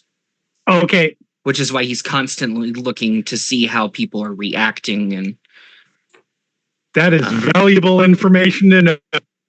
All right. Let's get this over with, shall we? Callisto says she sort of like rests her hands on both of on the sides of her belt where both of the knives are at, and just starts walking towards the Eastern Redwood.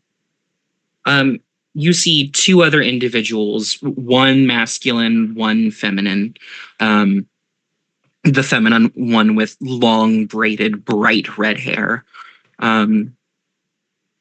Just on the edge of, like, it is super deep, natural red hair. And the gentleman is, looks to be of Native American descent of some sort. Short cropped hair. He's wearing a t-shirt, a metal band t-shirt that has the sleeves cut off, where you can see the Shadow Lord's symbol tattooed into or burned into his skin.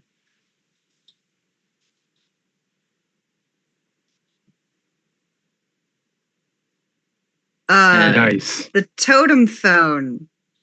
How does that work? You just actively choose to think to the group. You get Clover using her outside voice in all of your heads. Just like she doesn't understand volume control in this yet. She's getting used to it. And it's just, should we tell the Shadow Lord one about the bat person? Probably not. Probably not. Yet. Also, yeah, volume down, sweetie. I am sorry. Little up. Not that far down. We can adjust. This is fine. You see Clover like actually make the hand motion as she's trying to adjust the volume in her head. Yep. Is that better? That's perfect. Okay. By the way, feel free. Absolutely use what I'm doing if it works to your advantage in this ongoing conversation. That's legitimately the point of what I'm doing right now. I'm gonna have what would it be? What's empathy to try to figure out what Crystal's doing? I think Clover's got on. Yeah, that works. Let's see. Wits plus empathy. Girly pop. Okay? One success. She is trying to two things. Make a friend here in this set that can be useful in one way or another. But two, also put herself out there immediately as this is the bad one. This is the one that you guys probably shouldn't like, to better predispose them to the rest of you. And also somebody that you guys can all immediately blame. Yeah, Clover's gonna she has the that's the Raven moment of okay. And she's gonna when we get to the next tree, she's going to plop at the base of it again. The Shadow Lord waves at you before you get too close. This is Icebreaker. Or yeah, she's gonna run up to Icebreaker and be like, I haven't seen you in a bit. How are you? I'm all right, not too bad. How things been? What do you need to talk about? I got chosen to do a thing, and we figured out that there's a mining company that's possibly picking Guru Cairns to try to upset. We wanted to warn you. And see if you knew any locations of nearby cairns that might be worth investigating. Or at least get the word out. We're not sure if they're actually specifically targeting them, but there's too many. There's too no much such thing as a overlap. coincidence. Yeah. There's too much overlap to not look. Hi, by the way. Hi. Icebreaker, this right here. He says, pointing down to the woman who currently has her head in his lap, is Blossoming Dancer. Hi, Blossoming Dancer. Crystal, this is Two Rivers. Yes. Hi, I'm Carrie. I'm one of Clover's friends. And by the way, Blossoming Dancer, your hair is beautiful. Sorry, hair's kind of my thing. You should see it in Krynos form. Yes. I bet Callisto Osborne. amazing. These are my friends. They took care of me when the voices came back. Then I'm happy to meet you.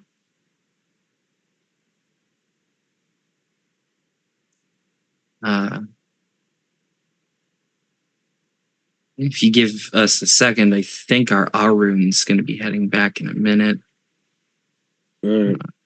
So should we get this all done should we wrap this all up as quickly as possible? Is that what I'm hearing? Sure. I'm kidding. By all means. I'm making a joke. I'm funny. You are funny. As for locations, do you mean just like in the greater California area? The areas around here, around Sacramento, places of spiritual places of spiritual presence we might not be aware of that this mining concern might want to try and desecrate. Gotcha. Okay. Well,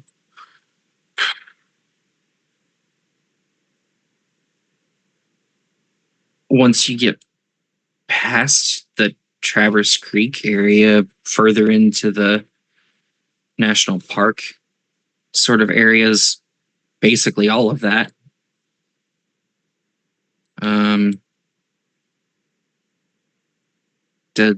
There's the El Dorado National Forest has a few spots in it. Particular points of interest. Anywhere that Middle Brother might have sealed something important.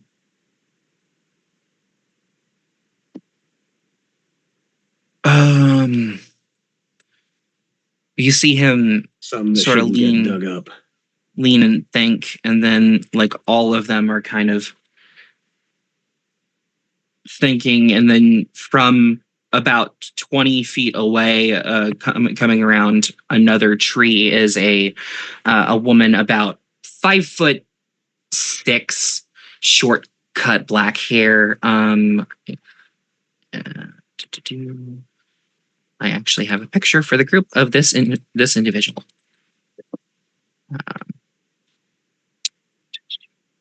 Mix. Boop.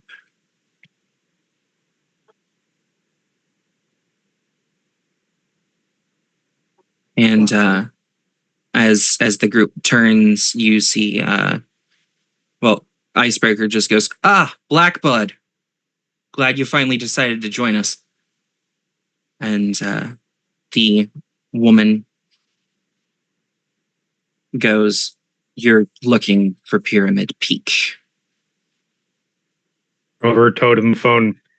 Shit, I picked the wrong arm. And she walks forward, brushes her hair back. I don't recognize any of your scents. You must be new. What was the place she said? Sorry, I was writing down her name. Pyramid Peak. Pyramid Peak.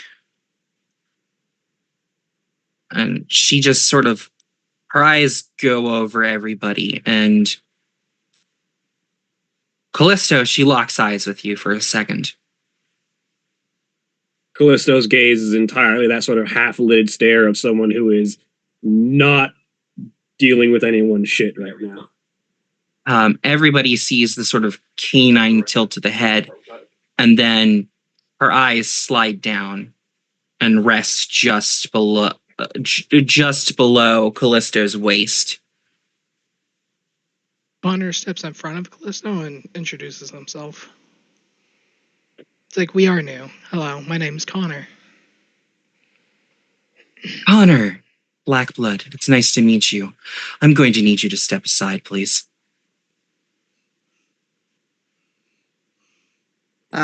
Clover sits up from laying down next to Icebreaker.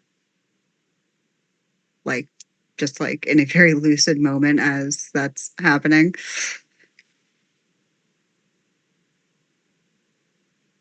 I'm going to need you to step aside, Kitty, please. What for? Well, it's quite simple. Your friend there has something that belongs to me. So, knowing exactly where this is going, Callisto just kind of closes her eyes, inhales, exhales, and calls the ancestors, and gains 2 additional dots of brawl, specifically for defense. I'm sorry, for the stupid people in the room, can you explain? That dagger on her hip belongs to me. Well, not me. An ancestor of mine. You picked the wrong day for this. I am not in the mood to deal with someone who thinks they're owed something because their ancestor tried to kill mine and lost.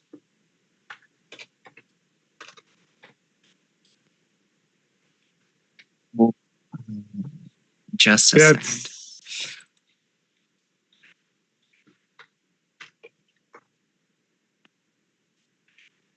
There is a swift movement from her. not towards anybody. But she just brings up an arm to the side of her face.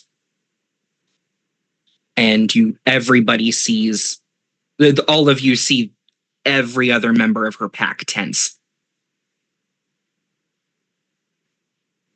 As she literally rips her human face off and shifts into Krynos.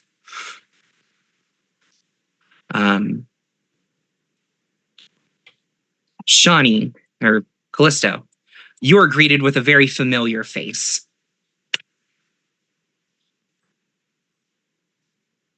This werewolf looks exactly like the one you saw in your dreams. Mm-hmm. Callisto brings a hand up, brushes her hair back, swipes the hand down her face. Either back off or take a punch. And I'm using ultimatum. Okay. All right. I'm going to. Yeah. What does ultimatum do? I am forcing them to either take one of those two options. Can I influence this? Like, it's going to be an opposed willpower roll. Okay. Like, can I talk to her to intervene? You can say anything and attempt to speak ration to her, by all means. Okay. Sweet Hunter smile gift. As all the social gifts come out. Yeah. Because Connor's also a talker. Yep. Also, what orientation is Black Blood? Pansexual. Fantastic. Sex appeal. Because I win the contested willpower roll, they have to take one of those two options. Either back off or take a punch. Pick one. And I'm trying to talk this away from violence. So, I need charisma subterfuge. Did I put these on this sheet so I could read it? I did not.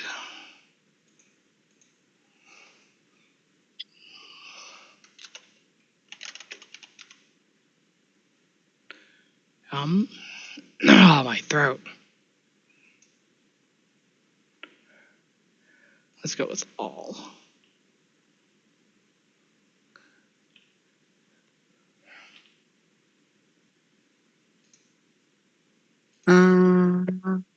Oh, that's what I was going to do.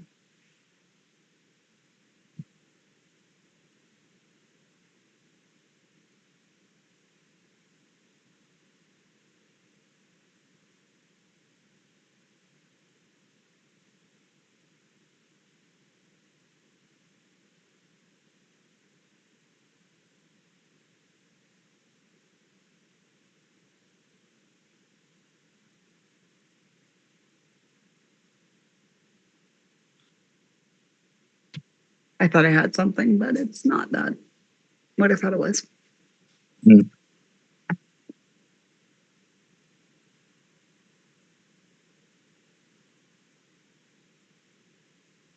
That does not affect this. Okay. 3 successes. This is for the gift. So it's the persuasion gift. Okay. The player rolls charisma subterfuge. Yep. Success lowers the difficulty of all social rolls by 1 for the rest of the scene. And allows successful rolls to have uncommonly strong impact. It's basically like presence, vampire presence. So, I'm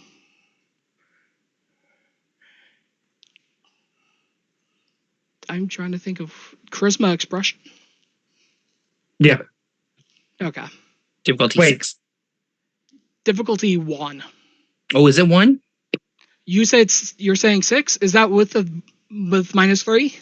And then -3 is 3. Oh, yeah, no, you're right, yeah. To be fair, difficulty is always at least 3. Okay. You cannot get difficulty below a 3. Okay. Difficulty 1 is literal. There, You can't why- fail. Yeah. you literally can't even botch. Also, it's not each success lowers the difficulty by 1. It's any successes lowers the difficulty by 1. Oh, okay. It's if you Oh, are succeed we at all, talking the about difficulties are lowered by persuasion? 1. Persuasion, yeah. Persuasion, yes, it lowers the difficulty by 1. So it would go from Okay. difficulty 6 to 5, and then sex appeal would lower it to 3. Okay. The key being, well, it's only down by 1.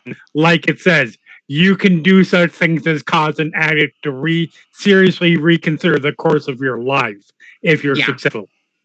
Like, Customer service voice specialty. Not in this case. I have Okay. never had a customer service person make me feel less prone to violence. 3 successes to try to talk her down. You see, she only has snaps her 2 head. choices. Either she backs down or she swings at me. Oh, I know. You see her snap her head at you, and seemingly what you have said has sort of sunk into her.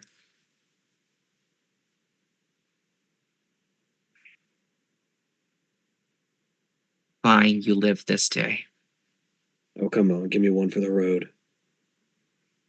Oh, can we stop measuring our metaphorical dicks and actually worry about the issue here?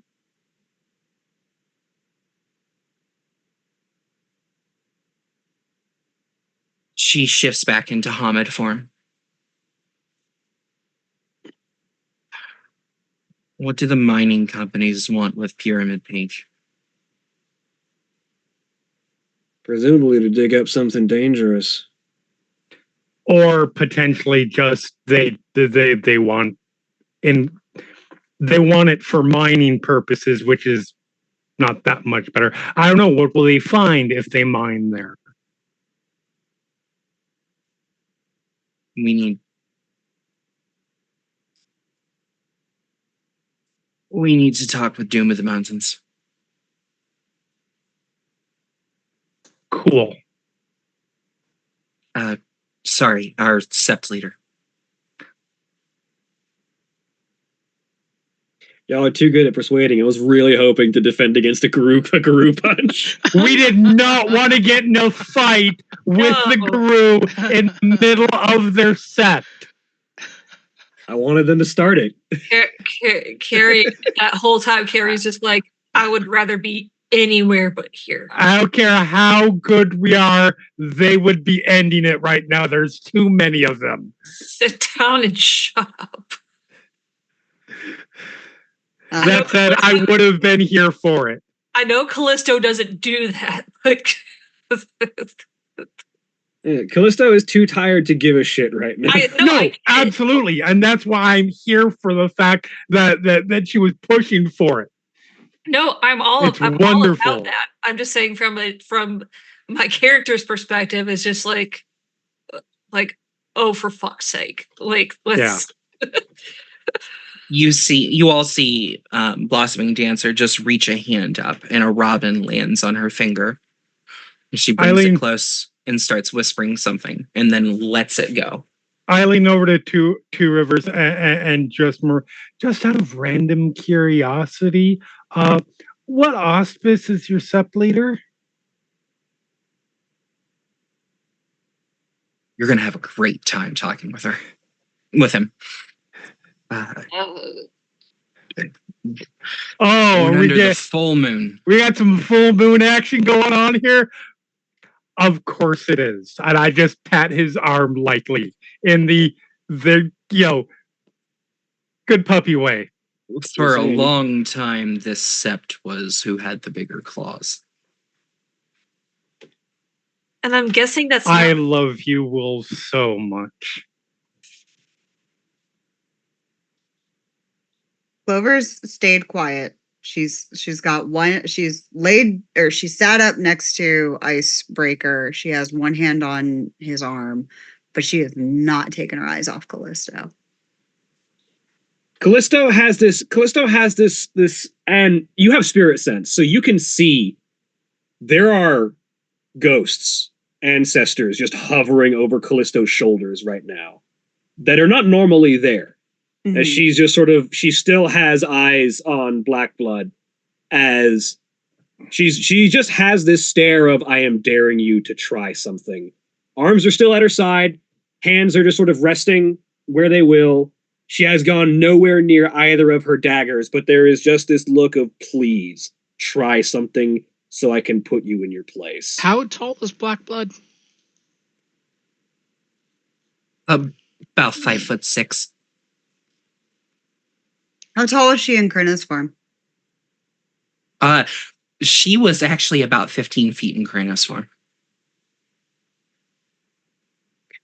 She was large. Connor steps closer to Black Blood. And close enough that Connor's 6'4", hopefully blocks the view of Callisto. Mm-hmm. And we would love to talk to the Karen leader, and your Krynos form is amazing and terrifying. Shall we go?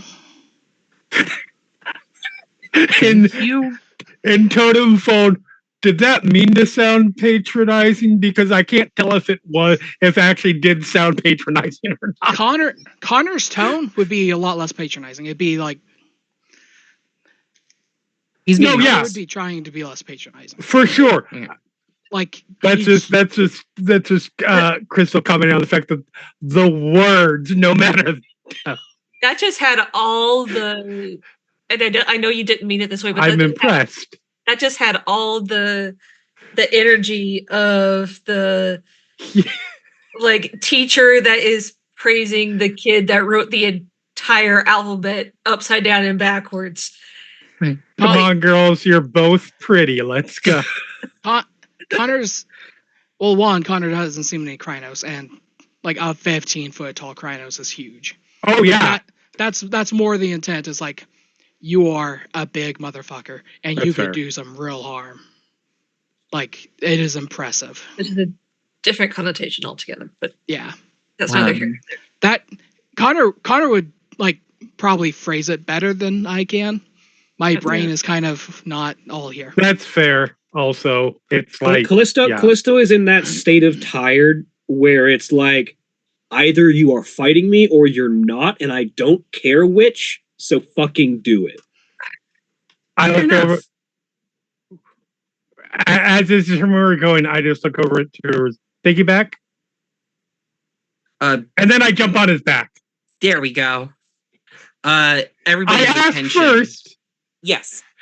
Everybody's attention is drawn to the center of the cairn as a large wolf begins walking towards you. A white and gray wolf who looks more as if somebody took a white wolf statue and then just threw gray on streaks. A cut going across most of his face. One eye completely dead in its socket. Walks up to all of you and begins sniffing without saying anything. Yeah, and for reference, for Clover's reference as well, the spirits, the ancestors that are swirling around Callisto, only seem concerned with Black Blood, and they don't seem to care about any of the other werewolves here. Carrie is just gonna sit perfectly still and try not to move. I wave. Callisto offers that same look of just half-lidded what stare, but it's not a come at me stare as much as a do whatever you feel like stare. The wolf, after making its rounds of sniffing all of you, sort of circles back towards the center of the group, and then a rather less impressive man is standing in front of you.